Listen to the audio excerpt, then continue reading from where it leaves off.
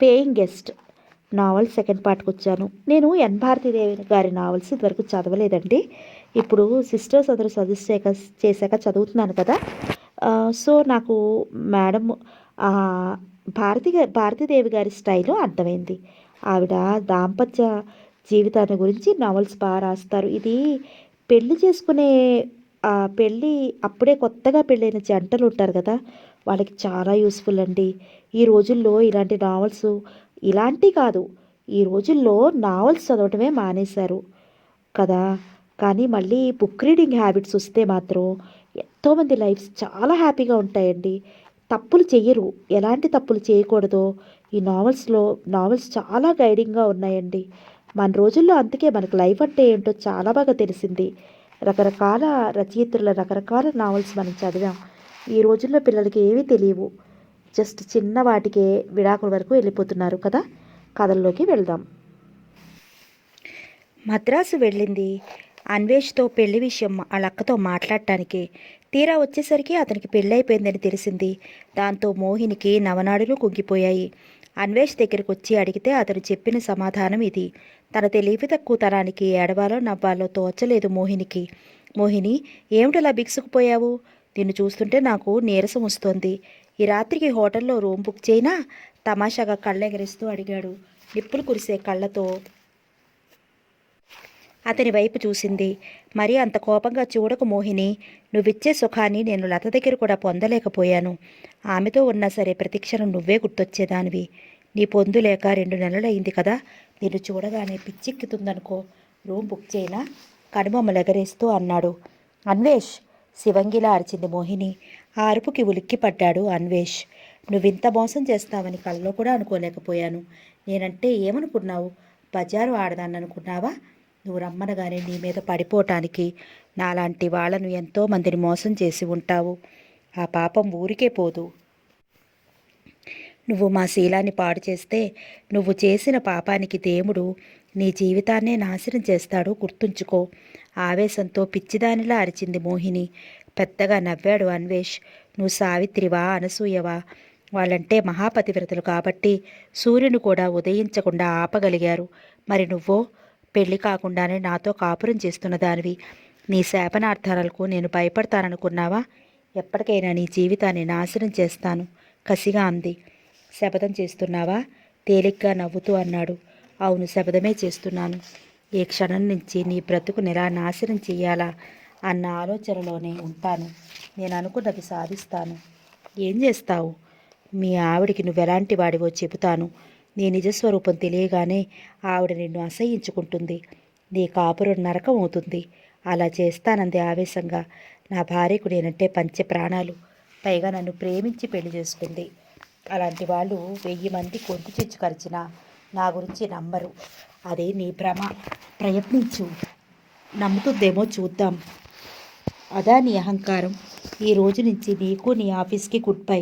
నీ కంపెనీ ఎదురుగానే నీ శత్రువు మదన్ చేత అడ్వర్టైజ్మెంట్ ఆఫీస్ పెట్టిస్తాను. నీ కంపెనీ మూత పడేలా చేయకపోతే నా పేరు మోహిని కాదు. ఆ ప్రయత్నం ఈ క్షణం నుంచే మొదలు పెడతాను అంటూ విసురుగా లేచి కోపంగా డోర్ తీసుకుని వెళ్ళిపోయింది. వర్షం కురిసినట్టు అనిపించింది మోహిని వెళ్ళిపోవడంతో. మోహిని వెళ్ళిపోవడంతో ఆమె మాటలకు అతను ఆలోచనలో పడ్డాడు. వ్యాపారంలో ప్రతి విషయంలోనే పోటీ ఉంటుంది. ఆ పోటీలో తట్టుకుని నిలబడటం చాలా కష్టం.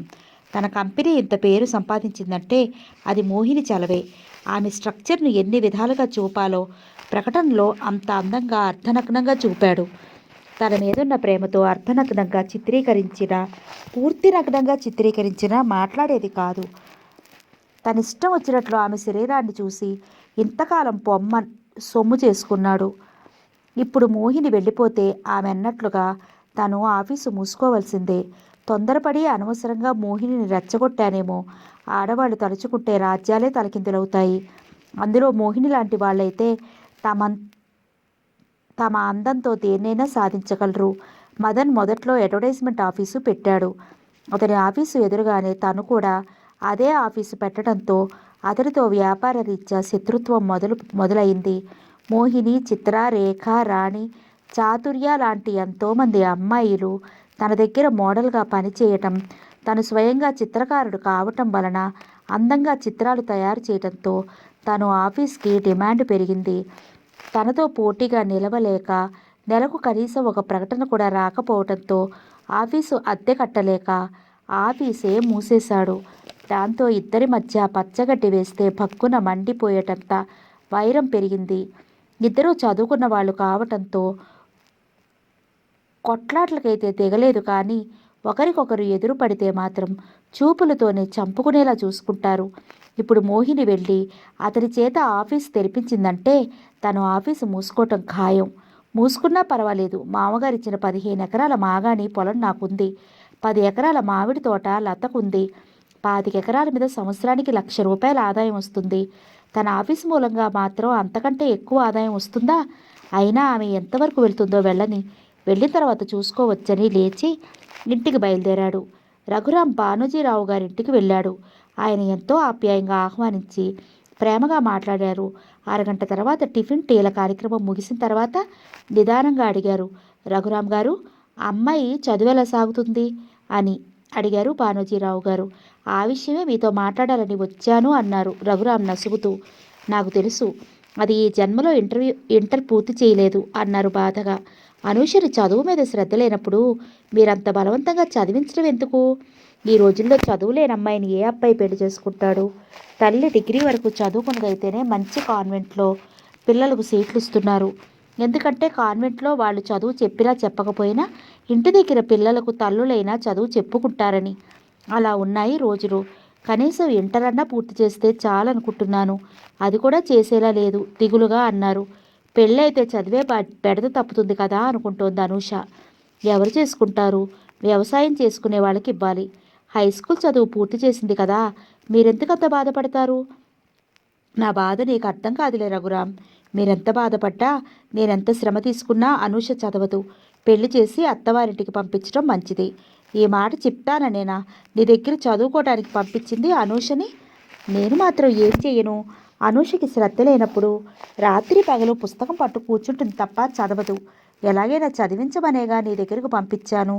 గుర్రాన్ని నీళ్ళ వరకు తీసుకెళ్ళగలం కానీ నీళ్లను తాగించలేం కదా. మనం ఎంత ప్రయత్నాలు చేసినా చదవాల్సింది అనూష అన్నాడు రఘురాం నవ్వుతూ. చాలాసేపు గంభీరంగా కూర్చుండిపోయారు భానోజీరావు గారు. మీతో ఒక ముఖ్యమైన విషయం మాట్లాడాలని వచ్చాను. ఏమిటన్నట్టుగా చూశారు రఘురాం వైపు. అనూష, నేను మనస్ఫూర్తిగా ప్రేమించుకున్నాం. మీకు ఇష్టమైతే పెళ్లి చేసుకోవాలనుకుంటున్నాం. భానోజీరావు గారికి కొద్ది క్షణాలు నోట మాట రాలేదు. నీ మనసుకు కష్టం కలిగినా ఒక నిజాన్ని చెప్పక తప్పదు. నాకు కాబోయే అల్లుడు విదేశాల్లో చదివిన డాక్టర్ అయినా కావాలి, లేకపోతే పెద్ద బిజినెస్ మ్యాగ్నెట్ అయినా కావాలి. సామాన్య వ్యక్తిని నేను అల్లుడుగా ఊహించలేను. బంగారం పండే పొలం 100 ఎకరాలు ఉంది నాకు. అదంతా మా అమ్మాయికే. చూడు రఘురాం, అనూష మీద మీ భార్యాభర్తలం ఎన్నో ఆశలు పెట్టుకున్నాం. మా ఆశలన్నీ వమ్ము చేయకు. ఈ రోజు నుంచి మా అమ్మాయికి నువ్వు చదువు చెప్పనక్కర్లేదు. నాకేం తక్కువని నేను మిమ్మల్ని ప్రశ్నించను. నా భార్య నేను బ్రతికించుకోగలను. మీ ఆస్తిలో ఒక్క పైసా కూడా నాకు అక్కర్లేదు. ఈ శ్రీరంగ రీతులు నాకు తెలియనివి కావు. నువ్వు వద్దన్నా మాకున్న ఆస్తిపాస్తులన్నీ మా అమ్మాయితో పాటే వస్తాయి. నువ్వు చెప్తున్నది విద్యార్థులకు ప్రేమ పాఠాలని తెలిస్తే నీ దగ్గరకు పంపించేవాడినే కాదు. ఇంతవరకు నువ్వు చెప్పిన పాఠాలు చాలు. ఇంకెప్పుడు మా అనూష విషయం తీసుకురాకు. ప్లీజ్, మా ఇద్దరిని విడదీయకండి ప్రాధేయపడ్డాడు రఘురాం. రఘురాం, గర్జించారు భానోజీరావు గారు. మరోసారి ఆలోచించండి. నా గురించి కాదు, మీ అమ్మాయి గురించి. అనూష కూడా నేను లేకుండా బ్రతకలేదు. ఈ జన్మలో నన్ను కాదని ఇంకొకరిని పెళ్లి చేసుకోలేదు. రఘురాం గొంతు నిదానంగా తాపీగా వినిపించింది. బెదిరిస్తున్నావా? మీరు పెద్దవాళ్ళు, అలా ఎప్పుడూ అనుకోవద్దు. మా పెద్దరికానికి విలువనిస్తే నువ్వు ఇలా చెయ్యవు కోపంగా అన్నాడు. మీకు విలువ ఇవ్వకుండా నేనే తప్పు చేయలేదు. నేనుగా అనూషను దగ్గరయ్యే ప్రయత్నం కూడా చేయలేదు. నేనెంత దూరంగా ఉండాలని ప్రయత్నించినా అనూష దగ్గరైంది. అందుకే ఈ విషయం మీతో చెప్పాలని వచ్చాను. నేనింతవరకు ఆమెను ప్రేమించలేదు, కానీ నన్నింత గాఢంగా, పిచ్చిగా, అమాయకంగా ప్రేమిస్తున్నా ఆమెను ఎందుకు దూరం చేసుకోవాలన్న ఉద్దేశంతో మీ అంగీకారంతో పెళ్లి చేసుకోవాలనుకున్నాను. మా ఇద్దరికీ పెళ్లి చేయకపోతే ఆ తర్వాత మీరు చాలా బాధపడతారు. ప్రేమ లేదు, దోమ లేదు, దానికేం తెలుసు, చిన్నపిల్ల. నీ మాయ మాటలతో, ప్రేమ పాఠాలతో దాన్ని మోసం చేశావు. లేదు, డబ్బు అంతస్తు అనుకుంటూ మీ అమ్మాయి జీవితాన్ని మీరే నాశనం చేయబోతున్నారు. రఘురామ్, మా అమ్మాయి జీవితాన్ని ఎలా మలుచుకోవాలో నాకు తెలుసు. నాకు కోపం వస్తే నేను ఎలా ప్రవర్తిస్తానో నాకే తెలియదు. ముందు ఇక్కడి నుంచి వెళ్ళిపో అరిచినట్టుగా గేటు వైపుకు చెయ్యి చూపుతూ అన్నారు. ఒక్క నిమిషం కూడా అక్కడ కూర్చోలేకపోయాడు రఘురామ్. లేచి వెళ్ళిపోయాడు. అవమానంతో అతని రక్తం మరిగిపోతోంది. రఘురామ్ వచ్చాడని వాళ్ళ అమ్మగారు చెప్పింది అనూషతో. అప్పుడు స్నానానికి వెళ్ళబోతోంది. స్నానం చేసి హడావుడిగా డ్రెస్ చేసుకుని పొట్టు కూడా పెట్టుకోకుండా బయటకు వచ్చేసరికి వాళ్ళ నాన్నగారు ఒక్కరే కూర్చున్నారు. రఘురామ్ కనిపించలేదు. ఎందుకో మనసులో అపశృతి పలికింది. పెళ్లి విషయం మాట్లాడడానికి వస్తానని చెప్పాడు. చెప్పిన టయానికి కరెక్ట్గా వచ్చాడు. తను స్నానం చేసి వచ్చే వరకు ఉండకుండా వెళ్ళిపోయాడంటే ఏదో జరిగి ఉంటుంది అనుకుంటూ వాళ్ళ నాన్నగారు కూర్చుని దగ్గరికి వచ్చి, నాన్నగారు, రఘురామ్ గారు వచ్చారుగా, ఏరి అని అడిగింది. భానుజీరావు గారు ఏమీ మాట్లాడలేదు. ఆయన కళ్ళు ఎరుపుగా ఉండటం గుర్తించింది అనూష. ఎంటర్ పూర్తి చేయడం చేత కాలేదు నీ ముఖానికి. అప్పుడే కాబోయే భర్తను కూడా నిర్ణయించుకున్నావా? మొదటిసారిగా వాళ్ళ నాన్నగారి ముఖంలో కోపాన్ని చూస్తోంది అనూష. అయినా ఆయన కోపం చూస్తుంటే ఆమెకు భయం అనిపించలేదు. మనసంతా రఘురామ్ నిండి ఉన్నాడు. అతన్ని పొందటానికి ఏం చేయటానికన్నా సిద్ధంగా ఉంది. అందుకే వాళ్ళ నాన్నగారు అంత కోపంగా మాట్లాడుతున్నా నిశ్చలంగా నిలబడగలిగింది. తప్పే ఉంది. నేను ఎప్పటినుంచో మీతో రఘురామ్ గారి విషయం చెప్పాలనుకుంటున్నాను. నాకు చదవాలని లేదు. నేను రఘురామ్ గారిని పెళ్లి చేసుకోవాలనుకుంటున్నాను. అనూష 10 మంది పిల్లలకు పాఠాలు చెప్పుకుని బతికేవాడు. అతన్ని పెళ్లి చేసుకుంటావా? ఒకప్పుడు బ్రతకలేక బడిపంతులు అన్నారు. ఇప్పుడు బ్రతకటానికి బడిపంతులు అంటున్నారు. రఘురామ్ గారిని పాఠాలు చెప్పుకునే పంతులంటూ అంత తేలిగ్గా తీసేశారు. మీరు అల్లుడిగా తెచ్చుకోవాలనుకుంటున్న ఇంజనీరుకు, డాక్టర్కు వచ్చే జీతం కంటే రఘురామ్ గారు ఎక్కువ సంపాదిస్తున్నారు తెలుసా? ఆయన సంవత్సరానికి 1,00,000 రూపాయల వరకు సంపాదిస్తున్నారు. ఆ డబ్బుతో హాయిగా బ్రతకొచ్చు. 1,00,000 రూపాయలు పెద్ద మొత్తం అనుకుంటున్నావా? డబ్బుతో పాటు హోదా కూడా కావాలి. డాక్టర్కు, ఇంజనీరింగ్కు తప్ప ఇంకెవరికీ హోదా ఉండదా? మనకు కావలసినది మంచి మనసు, వ్యక్తిత్వం. అవి రెండూ ఉన్న రఘురామ్ గారిని నేను మనసురా ప్రేమిస్తున్నాను. నోర్ముయ్. మీకెంత కోపం వచ్చినా సరే నా మనసులో మాట చెప్పాను. అతడితో నీ పెళ్ళి జరగదు. మేమిద్దరం ఒకరినొకరు కావాలనుకుంటున్నాం. మా పెళ్ళెందుకు జరగదు? అనూష, నిన్ను కళ్ళలో పెట్టుకుని పెంచుకున్నాం. ఇందుకు నువ్వు చేస్తున్న ఘనకార్యం ఇదా? ఆయన గొంతులో బాధ, వేదన ధ్వనించాయి. మిమ్మల్ని బాధ పెడుతున్నందుకు నాకు బాధగానే ఉంది నాన్నగారు. క్షమించండి. రఘురామ్ గారు లేకుండా నేను బ్రతకలేను. మా ఇద్దరికీ పెళ్లి చేయండి. అంతకుమించి నాకేం వద్దు అంది కన్నీటితో. అనూష ఎన్ని విధాలుగా ప్రాధేయపడినా భానుజీరావు గారు వినిపించుకోలేదు. ఎక్కడికి బయలుదేరుతున్నావు? బయటికి వెళ్ళబోతున్న కూతురు వైపు చూస్తూ అడిగారు భానుజీరావు గారు. ట్యుటోరియల్కు. నిన్ను అక్కడికి వెళ్ళొద్దని చెప్పానుగా. పరీక్షల ముందు చదువు మానేయటం ఎందుకు? పరీక్షలు రాసి మానేస్తాను. నువ్వు వెళ్ళేది చదవటానికి కానప్పుడు అక్కడికి వెళ్ళడం అనవసరం. అతనెంత ధైర్యంగా చెప్పాడు. నేను మీ అమ్మాయిని ప్రేమించలేదు. మీ అమ్మాయి నన్ను ప్రేమించింది. అవును, ఆయన నన్ను ప్రేమించలేదు. నేనే ఆయన్ని ప్రేమించాను. సిగ్గులేదు నా ముందు ఇలా మాట్లాడటానికి? నీ బాబు పెళ్లి చేయలేని అసమర్థుడు అనుకుంటున్నావా? లేక చచ్చాడనుకుంటున్నావా ఇలాంటి పని చేయడానికి? ఆయన మాటలు వినిపించుకోనట్టుగా ముందుకు అడుగు వేయబోయింది అనూష. ఆగు! కంగుమంది ఆయన గొంతు. ఈ రోజు నుంచి గడప దాటి బయటకు వెళ్ళటానికి వీల్లేదు. బిత్తరపోయింది అనూష. దిక్కుతో వచ్చినట్టు అలాగే నిలబడిపోయింది. వెళ్ళు లోపలికి. ఆయన కళ్ళు రక్తపు వర్ణాన్ని దాల్చాయి. బయటకు వెళ్ళటానికి ధైర్యం చాలలేదు అనూషకి. రఘురామ్ గారిని చూడకుండా నేను ఉండలేను. తనలో తను కొడుక్కుంటున్నట్టుగా అంది. జానకి, దీన్ని తీసుకువెళ్ళి గదిలో పడేసి తలుపులు ముయ్యి. మరింత పెద్దగా అరిచాడు. ఉక్రోషంతో ఏడుస్తూ లోపలికి వెళ్ళిపోయింది. ఆయన అరుపుకు లోపలి నుంచి జానకమ్మ ఏం జరిగిందో అనుకుంటూ చేస్తున్న పని వదిలి పరిగెత్తుకుని వచ్చింది. జానకి, అనూషను గడప దాటి బయటికి వెళ్ళనియద్దు అన్నారు కోపంగా. ఎందుకండి అమ్మాయిని అలా బాధ పెడతారు? నువ్వు నోర్ముయ్. నీ అతి చనువు మూలంగానే ఇదంతా వచ్చింది. మీకు కోపం వస్తే మీ ధోరణి మీదే కానీ మా మాట వినిపించుకోరే. మనకున్నది ఒక్కగానొక కూతురు. దాని సుఖం కంటే మనకు కావాల్సింది ఏముంది? దాన్ని ఏడిపించి మనం సంతోషపడతామా? జానకి, మన పెళ్ళైన ఇన్ని సంవత్సరాల్లో నువ్వు అర్థం చేసుకున్నది నన్ను ఇంతేనా? అమ్మాయిలు సుఖంగా ఉండాలనేగా నేనింత తాపత్రయపడింది. చిన్నపిల్లలు తెలియక పాముతో ఆడుకోబోతుంటే మనం చూస్తూ ఊరుకోగలమా? ఊరు లేని వాడిని పెళ్లి పేరు ఊరు లేని వాడిని పెళ్లి చేసుకోవాలనుకుంటోంది. రఘురాంకు నాన్న వాళ్ళెవరూ లేరు. హరిప్రసాద్ గారి దయాదక్షిణ్యాల మీద పెరిగాడు. అలాంటి అనాథను అల్లుడిగా చేసుకోమంటావా? ఊళ్ళో ఇల్లు లేదు, పొలంలో పొలం లేదు. ఇల్లు పొలం లేకపోయినా చదువు ఉంది కదా అనుకుంటే గవర్నమెంట్ ఉద్యోగం లేదు. కాలం కలిసి వచ్చి నాళ్ళు ట్యుటోరియల్లో సాగుతుంది చదువు. ఇంకెవరైనా వచ్చి 2-3 ట్యుటోరియల్స్ పెడితే భుక్తి కూడా గడవదు. అటువంటి అమాయకుడిని అల్లుడిగా చేసుకుంటే నలుగురిలో నవ్వులు పాలవుతాం. అతన్నే చేసుకుంటానంటోందిగా. అనూష పెళ్ళి మనకు సమస్య అవుతుందని నేనెప్పుడూ అనుకోలేదు, బాధగా అన్నారు. పిండి మరలో పడిన గోధుమ గింజలా నలిగిపోతోంది జానకి. కూతురు బాధపడుతుంటే చూడలేకపోతోంది. భర్తకు నచ్చ చెప్పలేకపోతోంది. భర్తను చూడగానే అమితమైన ఆనందంతో లత ముఖం వెలిగిపోయింది. ఇంత ఆలస్యంగా వచ్చారే? అతనికి ఎదురొస్తూ అంది. నువ్వెదురు చూస్తూ ఉంటావని, ఎదురు చూస్తూ ఉంటారని త్వరగా రావాలి గాని ఆలస్యంగా వస్తారా? ఎదురుచూపుల తర్వాత కలయిక మధురంగా ఉంటుంది, అందుకని అంటూ భుజాలు ఎగరేశాడు. ఎదురుచూపులు ఎంత బాధగా ఉంటాయో ప్రాక్టికల్గా చూపిస్తాను మీకు అంది నవ్వుతూనే. ఈరోజు చాలా హుషారుగా కనిపిస్తున్నావు. ఏమిటి విశేషం? నాన్నగారు వచ్చారు. అమ్మాయి గారి సంతోషానికి కారణం అదా? రోజూ త్వరగా వచ్చేవాళ్ళు. నాన్నగారు వచ్చిన రోజునే ఆలస్యంగా వచ్చారు. ఆయన ఏమనుకుంటారు? రోజూ ఇలాగే వస్తున్నారు కాబోలు అనుకోరు? మామయ్య గారు రాగానే నాకు ఫోన్ చేయకూడదా? రెక్కలు కట్టుకుని నీ ముందు వాలేవాడిని కదా అన్నాడు నవ్వుతూ. మాటలకేం మత్తు చల్లినట్టుగా చెబుతారు అంది నవ్వుతూ. మీ నాన్నగారు ఎందుకు వచ్చారు? మీరు అడిగే ప్రశ్న బాగుంది. ఎందుకు వస్తారు? మనల్ని చూడటానికి వచ్చారు. అమ్మయ్య తేలికగా నిట్టూరుస్తూ అన్నాడు. మా నాన్నగారు వచ్చారనగానే ఎందుకంత భయపడుతున్నారు? ఏం లేదు, పెళ్ళైన దగ్గర నుంచి నోములు వ్రతాలు పూజలు అంటూ నెలకు 2 సార్లు మీ ఇంటికి తీసుకెళ్తున్నారు. పెళ్ళైన తర్వాత నెలకు 15 రోజులు సంసారిక జీవితం, మిగతా సగం రోజులు సన్యాసి జీవితం. ఇలా గడపాలంటే నాకెంత బాధగా ఉంటుంది. మీ నాన్నగారు వచ్చారంటేనే నా గుండె ఆగినంత పనవుతోంది. తన అదృష్టానికి తనే మనసులో గర్వపడింది లత. ఇంతకీ మీ నాన్నగారు వచ్చింది మనల్ని చూసి వెళ్ళటానికా, నిన్ను తీసుకెళ్ళటానికా?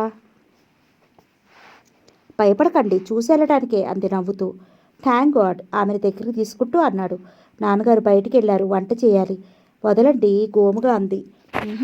నిన్ను చూస్తే వదలాలనిపించడం లేదు మత్తుగా అన్నాడు. మీ ఆటలు కట్టించడానికి త్వరలోనే మన ఇంటికో కొత్త నెంబర్ రాబోతున్నాడు అంది అతని గుండెల్లో ముఖం దాచుకుంటూ. వాడెవడు? లతను వదిలి సీరియస్గా ముఖం పెట్టి అన్నాడు. ఎవరో చెప్పుకొని చూద్దాం. ఎవరో ఏమిటో నాకెలా తెలుస్తుంది? వాడెవడో త్వరగా చెప్పు. ఆమె తలను 2 చేతులతో పట్టుకుని వెనక్కి వంచి ఆమె ముఖంలోకి చూస్తూ ఆతృతగా అడిగాడు. అతడి ముఖం చూస్తూ నవ్వు ఆపుకోలేకపోయింది లత. ముందు వాడెవడో చెప్పు, తర్వాత తీరిగ్గా నవ్వుకుందు గాని. ఇప్పుడే చెప్పాలా? బెడ్రూమ్లో చెప్తానండి. అయితే బెడ్రూమ్లోకి వెళ్దాంరా. అంత తొందర ఏముందండి? బెడ్రూమ్లోకి వెళ్ళిన తర్వాత చెప్తానండి. ఇప్పుడు అర్జెంటుగా ఆ మాట చెప్పడానికి బెడ్రూమ్లోకి వెళదామని కాదు. వంట భోజనం అన్నీ అయిన తర్వాత తీరికగా బెడ్రూమ్లోకి వెళ్ళినప్పుడు చెప్తాను. అతని ఛాతీ మీదన వెంట్రుకలు మెలిపెడుతూ అంది. అంతవరకు ఆగలేను. నాకు కోపం వస్తుంది. త్వరగా చెప్పు. చెప్పిన తర్వాత ఆ సంతోషంతో నన్ను వదిలేసి నన్ను ఏ పని చేయనివ్వరు. పనంతా ఆగిపోతుంది. తర్వాత చెప్తానండి. పని పని అంటూ ఒకటే గొడవ. ఒక్క పూట చేయకపోతే కొంపలు అడ్డుకుపోతాయా? సరదాగా హోటల్కి వెళ్ళి భోంచేద్దాం. ముందు వాడెవడో చెప్పు. తెలుసుకోలేరా? సీరియల్ నవల్లా సస్పెన్స్లో పెట్టి చంపక త్వరగా చెప్పు లత. ఆమె గడ్డం పుచ్చుకుని బ్రతిమాలాడు. జూనియర్ అన్వేష్ ఇంట్లో 6 నెలల్లో మన ఇంట్లోకి రాబోతున్నాడు అంది నవ్వుతూ. అర్థం చేసుకోవడానికి 2 నిమిషాలు పట్టింది అన్వేష్కు. అర్థమైన తర్వాత thank you Latha, thank you అంటూ సంతోషం పట్టలేక లతను 2 చేతులతో ఎత్తుకుని గిరగిరా తిప్పాడు. అందుకే ఇప్పుడు చెప్పనండి అంటే చెప్పే వరకు నా ప్రాణం తీశారు. చెప్పిన తర్వాత ఇలా బాధపడుతున్నారు. ఆయాసంతో రొప్పుతూ అంది. సారీ లత, సంతోషం పట్టలేకపోయాను. ఇక నన్ను వదిలితే వంట పని చూస్తాను. వంట గౌరి చేస్తుందిగా. నువ్వు బెడ్రూమ్లోకి రా. నేను దగ్గరికి ఉండి చూపించాలి. లత, ఇంత మంచి సంతోష వార్తలు చెప్పావు. నీకేం కావాలో కోరుకో. మీ ప్రేమ తప్ప నాకేమీ వద్దండి అంది అతని గుండెల మీద వారిపోతూ. దాందే ఉంది, నువ్వు కోరినంత ఇస్తానన్నాడు నవ్వుతూ. మీ ప్రేమను ఎంత పొందినా ఇంకా ఇంకా పొందాలనిపిస్తుందండి. ఈ ప్రేమ తీరని దాహం. ఇప్పుడు అలాగే చెప్తావు. రేపు బాబో పాపో పుట్టిన తర్వాత వాడి లాలంలో పడి నన్ను పూర్తిగా మర్చిపోతావు. అప్పుడు నీ ప్రేమ కోసం తప్పించిపోవాలి అన్నాడు దిగులుగా. పాపైనా బాబైనా మన ప్రేమకు ప్రతిరూపాలేగా. పిల్లలు మీ శరీరంలో సగభాగం. నేను పిల్లల రూపంలో వాళ్ళను లాలించినా, భర్తగా మిమ్మల్ని లాలించినా నా ప్రేమను పంచుకునేది మీరే కదండి. కావాలని మిమ్మల్ని పెళ్లి చేసుకున్నాను. మీ బిడ్డకు తల్లిని కాబోతున్నాను. నాకు జీవితంలో కోరికలంటూ లేవండి. నా కంఠంలో ప్రాణం ఉన్నంత వరకు మీ నీడలో నా జీవితం ముగిసిపోతే చాలండి అంది తడి కళ్ళతో. లతను మరింత గాఢంగా గుండెలు కదుపుకున్నాడు.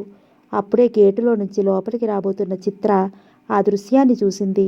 అన్వేష్ గుండెల మీద లతను చూడగానే అసూయతో, కోపంతో ఆమె హృదయం భక్కుమంది. లోపలికి రావటమా, తిరిగి వెళ్ళటమా అన్న సందిగ్ధంలో 5 నిమిషాల సేపు అలాగే నిలబడిపోయింది. పదే పదే ఆమెను దగ్గరికి తీసుకోవటం, ఆమె అతని గుండెల మీద వాలిపోవటం. ఆ సన్నివేశాన్ని కళ్ళారా చూసిన తర్వాత లోపలికి రావాలన్న ఆలోచనను మానుకుని వెనక్కి తిరిగి వెళ్ళిపోయింది. ఇంతలో హరిప్రసాద్ గారు, మామ అల్లుళ్ళు మాట్లాడుకుంటూ కూర్చున్నారు. లత వంటగది వైపు వెళ్ళింది. వారం రోజుల నుంచి జైల్లో ఉన్నట్టుంది అనూషకు. గేటు దాటి బయటికి వెళ్ళటానికి వీలు లేకుండా వాళ్ళ నాన్నగారు కట్టడి చేశారు. ఎప్పుడు తను కళ్ళు కప్పి బయటికి వెళ్తుందో అన్నట్టుగా పొలం వైపు కూడా వెళ్లకుండా ఇంట్లోనే ఉంటున్నాడు. వారం రోజులుగా రఘురామ్ని చూడకపోవటం వలన అనూషకు పిచ్చి పట్టినట్టుగా ఉంది. ఇంట్లో నుంచి ఎలా బయటపడాలా అని ఆలోచిస్తోంది. ఆ రోజు తోటలో కొబ్బరికాయలు దింపటం మూలంగా భానుజీరావు గారు పొలం వైపు వెళ్లారు. జానకి లోపలుంది. చప్పుడు చేయకుండా ఇంట్లో నుంచి బయటపడింది అనూష. పరుగులాంటి నడకతో ట్యుటోరియల్కి వెళ్ళింది. అక్కడ రఘురాం లేడు. అక్కడున్న స్టూడెంట్స్ని అడిగితే ఉదయం నుంచి రఘురాం గారి అక్కడికి రాలేదని చెప్పారు. ఏడుపు ముంచుకొచ్చింది అనూషకు. అక్కడ ఉంటే రఘురాం సమక్షంలో ఉన్నట్టుగా, మనసంతా హాయిగా ఉన్నట్టుగా అనిపించింది. అక్కడి నుంచి కదలాలనిపించలేదు. 1-2 గంటలు టైం గడిచిపోయింది. ఒక్కో నిమిషం ఒక్కో యుగంలా గడుస్తోంది అనూషకు. స్టూడెంట్స్ అందరూ వెళ్ళిపోయారు. మిడుకు బిడుకుమంటున్న ఆశతో రఘురాం కోసం ఎదురు చూస్తూ అలాగే అక్కడే కూర్చుంది. వాచ్మెన్ తప్ప అందరూ వెళ్ళిపోయారు. అతను కోసం వాళ్ళ ఇంటికి వెళదామనుకుంది. హరిప్రసాద్ గారు, భానుజీరావు గారు గ్రామ రాజకీయాల మూలంగా శత్రువులయ్యారు. ఆయనదొక పార్టీ, ఈయనదొక పార్టీ.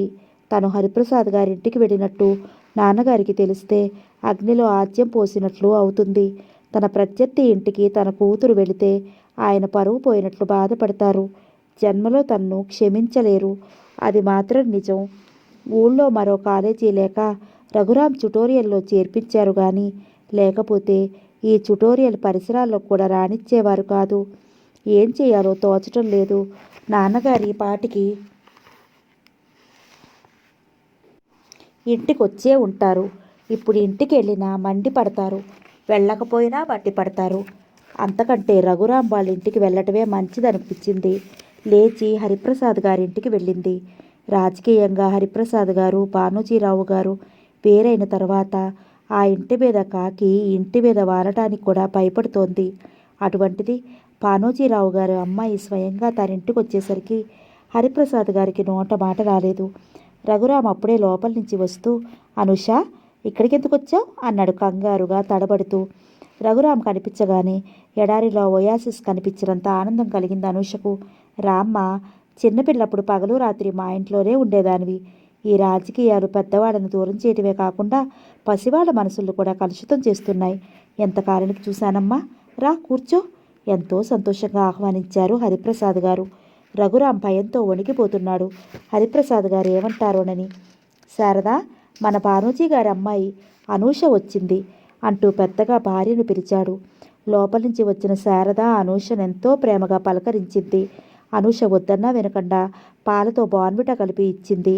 10 నిమిషాల తర్వాత నిదానంగా విషయమంతా చెప్పింది అనూష. రఘురాం కూడా వాళ్ళతో పాటే కూర్చున్నాడు. బాబాయ్, మా నాన్నగారి విషయం మీకు తెలుసు కదా. ఒకవైపు నేను రఘురాగం గారిని తప్ప ఇంకెవరిని చేసుకోనని చెప్తున్నాను. మరో పక్క ఆయన వేరే సంబంధం చూస్తున్నారు. రఘురాం గారు మౌనంగా ఉంటే మా నాన్నగారు వేరే వాళ్ళతో నా పెళ్లి జరిపిస్తారు అంది ఏడుస్తూ. నీకు ఆ భయం అక్కర్లేదమ్మా. రఘురాంతో నీ పెళ్లి జరిపించే బాధ్యత నాది అన్నారు హరిప్రసాద్ గారు. నిజంగా నా బాబాయ్? నిజమమ్మా. మా నాన్నగారు చేయలేని పని మీరు చేస్తున్నారు బాబాయ్ అంది తడికళ్లతో అనూష. అమ్మాయి నిన్ను వెతుక్కుంటూ వచ్చింది. రఘురాం, నీకు కాబోయే భార్య ఎలాంటి అమ్మాయి వస్తుందోనని భయపడుతున్నాను.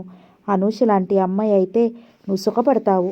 నువ్వు ప్రేమించే అమ్మాయి దగ్గర కంటే నిన్ను ప్రేమించే అమ్మాయి దగ్గరే ఎక్కువ ఆనందం పొందగలుగుతావు. ఈ విషయంలో నువ్వు చాలా అదృష్టవంతుడివి అంది శారద నవ్వుతూ. అమ్మాయిని తీసుకువెళ్ళి ఇంటి దగ్గర దిగబెట్టిరా అన్నారు హరిప్రసాద్ గారు వాళ్ళిద్దరికీ ఏకాంతాన్ని కల్పించాలన్న ఉద్దేశంతో. శారద నవ్వుకుంటూ లోపలికెళ్ళింది. అనుష ప్రేమగా పిలిచాడు. ఆమె అతని వైపు కోపంగా చూసింది. ఎందుకంత కోపంగా ఉన్నావు? మా నాన్నగారికి భయపడి నా కర్మానికి నన్ను వదిలేసొచ్చావు.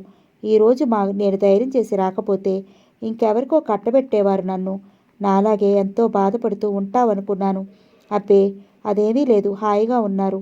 రాక ఏం చేయమంటావు? శ్రీకృష్ణుడు రుక్మిణిని ఎత్తుకుపోయినట్లు నిన్నెత్తుకు రమ్మంటావా? చరుణ్ణి చూసింది. కోప్పడకు, నువ్విలా ఏదో ఒకరోజు నా కోసం వస్తావని తెలుసు, అందుకే తొందరపడలేదు అన్నాడు తాపీగా. అతని చమత్కార జవాబుకి ఆమెలోని కోపాన్ని కన్విన్స్ చేసింది. చిరునవ్వుతో ఆమె పెదవులు విచ్చుకుని అంతలోనే కోపంగా ముడుచుకున్నాయి. అది గమనించిన రఘురాం, ఏగుళ్ళోనో పెళ్లి చేసుకుందామా అన్నాడు నవ్వుతూ. ఇది మరీ బాగుంది అంది నవ్వుతూ. అమ్మయ్య నవ్వావుగా, నా మీద కోపం పోయినట్టేనా? అనూష దానికి జవాబు ఇవ్వలేదు. నవ్వి ఊరుకుంది. ఎలాగో వచ్చావు కదా, ఇక్కడే ఉండిపోరాదు? అందుకే కదా వచ్చాను. కుడికాలు ముందు పెట్టి కొత్త కోడలిగా లోపలికొచ్చేయి. దండలు గుళ్ళు ఇలాంటివన్నీ నాకు ఇష్టం ఉండదు. రెండు మనసులు ఏకం కావాలి కానీ ఆ కలయికకు దండలు మూడు ముళ్ళు ఇవేమీ అక్కర్లేదు. లోపలికి వెళదాంరా అన్నాడు నవ్వుతూ. మా నాన్నగారు అన్యాయంగా బాబాయ్ మీద యుద్ధం ప్రకటిస్తాడు. ఇప్పుడు మాత్రం మీతో మాట్లాడుతూ కూర్చుంటే టైం తెలియదు. ఇక వెళతాను. వెళ్ళి మీ నాన్నగారితో చివాట్లు తినటం కంటే ఉండిపోవటం మంచిది. మనది పల్లెటూరు, అలా చేస్తే నలుగురు నవ్వుతారు. పరువు పోయిందని మా నాన్నగారు ఆత్మహత్య అయినా చేసుకుంటారు. ఇద్దరం కలిసి మా ఇంటికి వెళదాం.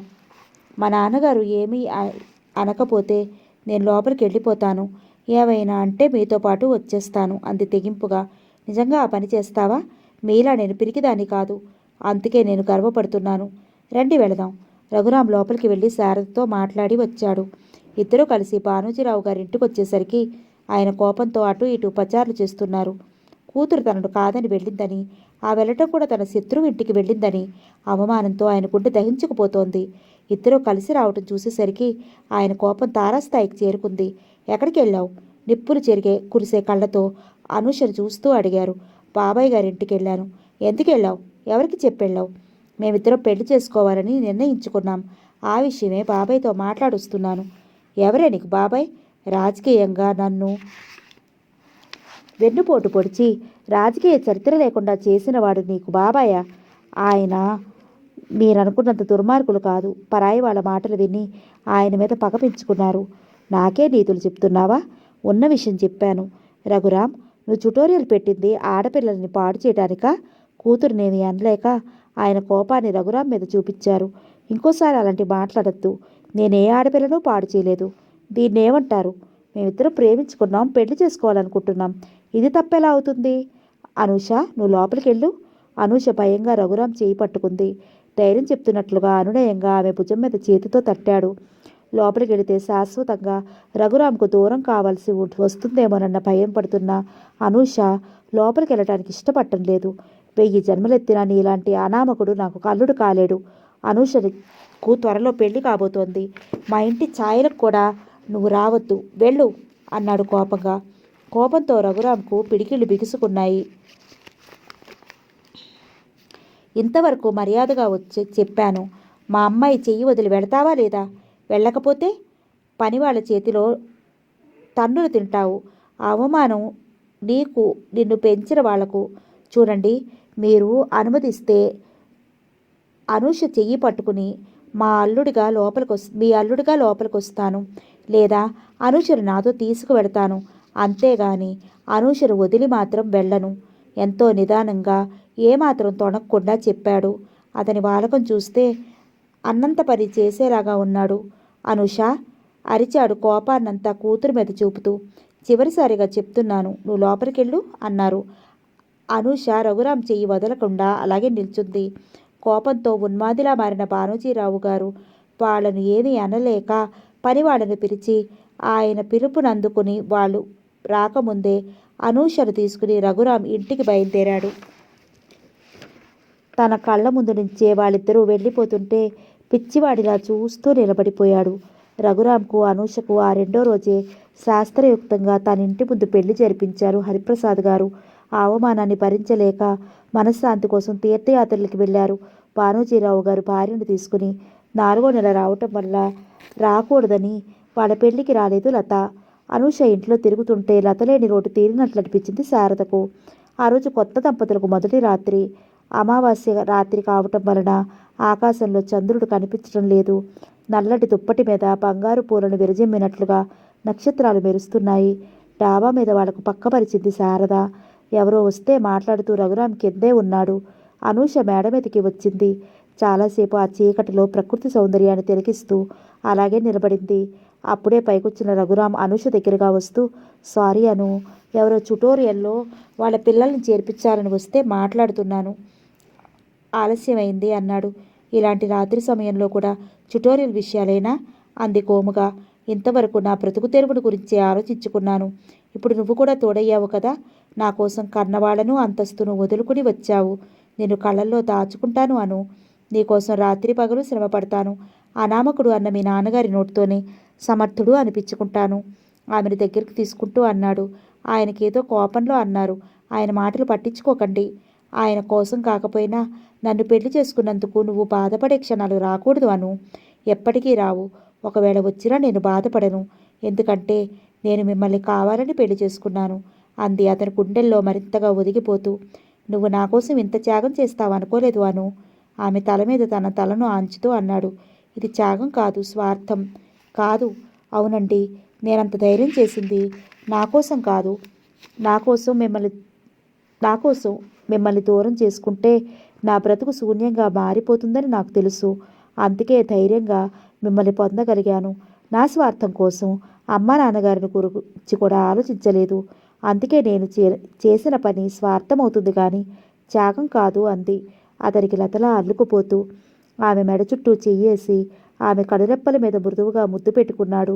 తర్వాత నుదుటి మీద, చెంపల మీద, గడ్డం కింద ఆ ముద్దుల మైకంలో అనూష కళ్ళు మత్తుగా ముడుచుకుపోయాయి. ప్రకృతి కూడా స్తంభించిపోయింది. చెట్ల కొమ్మలు కూడా కదలటం లేదు. గాలి కూడా ఆగిపోయింది. ఎక్కడ అలికిడి అయితే వారి శృంగారం ఆగిపోతుందోనని అతను మెల్లగా ఆమె తలను భుజం మీదకి ఆంచుకుని నడిపించుకుంటూ మంచం దగ్గరికి తీసుకొచ్చాడు. ఆమె ఇంకా ఆ మత్తులో నుంచి తేరుకోలేదు. సిగ్గుతో వాలిపోతున్న కనురెప్పలను బరువుగా ఎత్తి అతని వైపు చూసింది. ఆమె కళ్ళల్లోకి అనురాగంతో చూశాడు రఘురాం. ఆ సమయంలో ఆ కళ్ళు ఊసులు ఏ కవి కళానికి అందని మధుర గీతాలు, ఏ రచయిత వర్ణించలేని ప్రేమ భాష. ఆమె తలను ఒడిలో పెట్టుకుని ఆమె లేత పెదవులను తన మొరటు పెదవులతో అందుకున్నాడు. వాత్సాయనుడు కూడా వర్ణించలేని భంగిమలో ఒకరినొకరు అల్లుకుపోయారు. కళ్ళతోనే ఆమె నుంచి ఏదో కావాలని అడిగాడతను.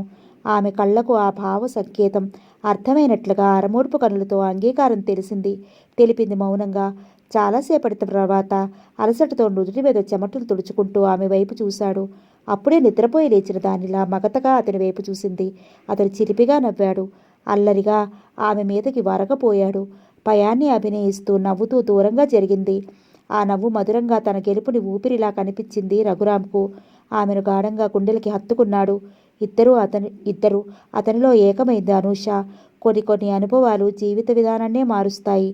జీవితాన్ని అనుభవించడం మాత్రమే అన్వేష్కు తెలుసు. దానికి ఫలితం చివరికి ఏమిటని అతనెప్పుడూ ఆలోచించలేదు. తన దగ్గర ఎంతమంది అమ్మాయిలు మోడల్గా పనిచేశారు. కొంతమంది అమ్మాయిలు తను పనేమిటో తాము చూసుకుని వెళ్ళిపోయేవాళ్ళు. మరికొంతమంది అతని మాటల ప్రభావానికో అతని అందానికో లొంగిపోతే చిత్రలాంటి వాళ్లను ఒక పథకం ప్రకారం లొంగ తీసుకునేవాడు అన్వేష్. అతను పెళ్లి చేసుకుంటాడని చిత్ర, మోహిని ఎవరూ ఊహించలేదు. ఎవరికి వాళ్ళు అతను తమకే స్వంతమని భ్రమలో ఉండిపోయారు ఇంతకాలము. మోహిని నిజం తెలుసుకుని అన్వేష్ ప్రత్యర్థితో చేయి కలిపింది. అతని చేత ఆఫీస్ తెరిపించి అన్వేష్ ఓటమికి శ్రీకారం చుట్టింది. అంతటితో మోహిని అధ్యాయం ముగిసింది. ఇక చిత్రరంగ ప్రవేశం చేసింది. మోహినికి ఎప్పుడూ డబ్బు సంపాదించాలని కోరిక లేదు. అన్వేష్ను మనస్ఫూర్తిగా ప్రేమించి అతనికి ఇల్లాలు కావాలని ఆశపడింది. కానీ చిత్ర అలా కాదు. ఆమె ఆలోచనలు అతి మోడ్రన్గా ఉంటాయి. అన్వేష్ తన అందాన్ని క్యాష్ చేసుకుంటున్నాడు. తను అతని బలహీనతలు క్యాష్ చేసుకోవాలి. పెళ్ళి, పిల్లలు, బంధాలు అంతా ట్రాష్. ఈ ప్రపంచంలో డబ్బే ముఖ్యం. దాని చుట్టూనే ప్రపంచమంతా తిరుగుతుంది. డబ్బుంటే లేని అందాలు వస్తాయి, హోదా వస్తుంది, అన్నీ వస్తాయి. అందుకే డబ్బు సంపాదించాలి. కాస్తా కూస్తా కాదు, వేలు లక్షలు సంపాదించాలి. కారుల్లో తిరగాలి, మేడల్లో ఉండాలి. ఈ ప్రపంచంలో డబ్బుతో ఎన్ని రకాలైన ఆనందాన్ని, సుఖాన్ని అనుభవించవచ్చో తను అన్నీ అనుభవించాలి. ఇలాంటి ఆలోచనలతోనే విచ్చలవిడి జీవితానికి అలవాటు పడింది. డబ్బు కోసం ఎంత నీచానికైనా దిగజారగలదు. అన్వేష్ దగ్గర పనిచేయడం మొదలుపెట్టి 2 సంవత్సరాలైంది. అందుకు అందరికంటే రెట్టింపు డబ్బు తీసుకుంటుంది. చిత్ర అందం దీపశిఖ.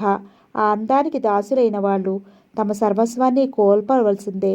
మగవాళ్ళను ఎలా రెచ్చగొట్టాలో, ఎలా పెద్ద మొత్తంగా డబ్బు సంపాదించాలో చిత్రకు తెలిసినట్టుగా మరే ఆడపిల్లకు తెలియదేమో. ఆమెను చూసిన వాళ్ళు ఆమె డబ్బు కోసం అంత ఘోరమైన నేరాలు చేయగలదని ఎవరూ ఊహించలేరు. చిత్ర వయసు 19 సంవత్సరాలు. చెక్కిళ్ళు అద్దాల్లా నున్నగా మెరుస్తూ ఉంటాయి. పెదవులు మృదువుగా దానిమ్మ పూరేకుల్లా ఉంటాయి. మగవాళ్ళు బిత్తరపోయవలసిందే. ఒక్కసారి నవ్విందంటే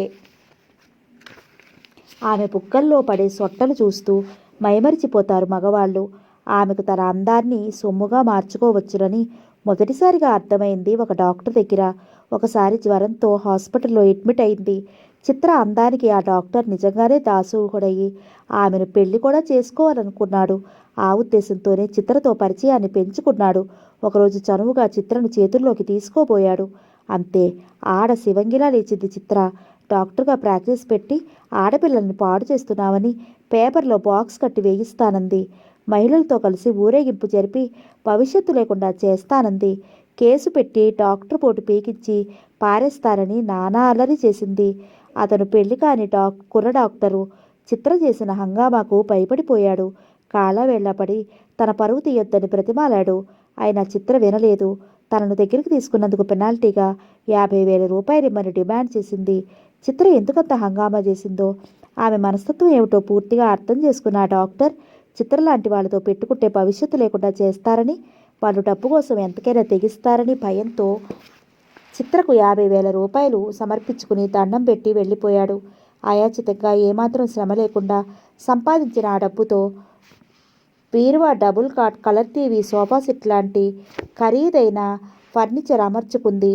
మోడలింగ్ను వృత్తిగా పెట్టుకుని మదన్ దగ్గర కూడా చాలా డబ్బులు సంపాదించింది.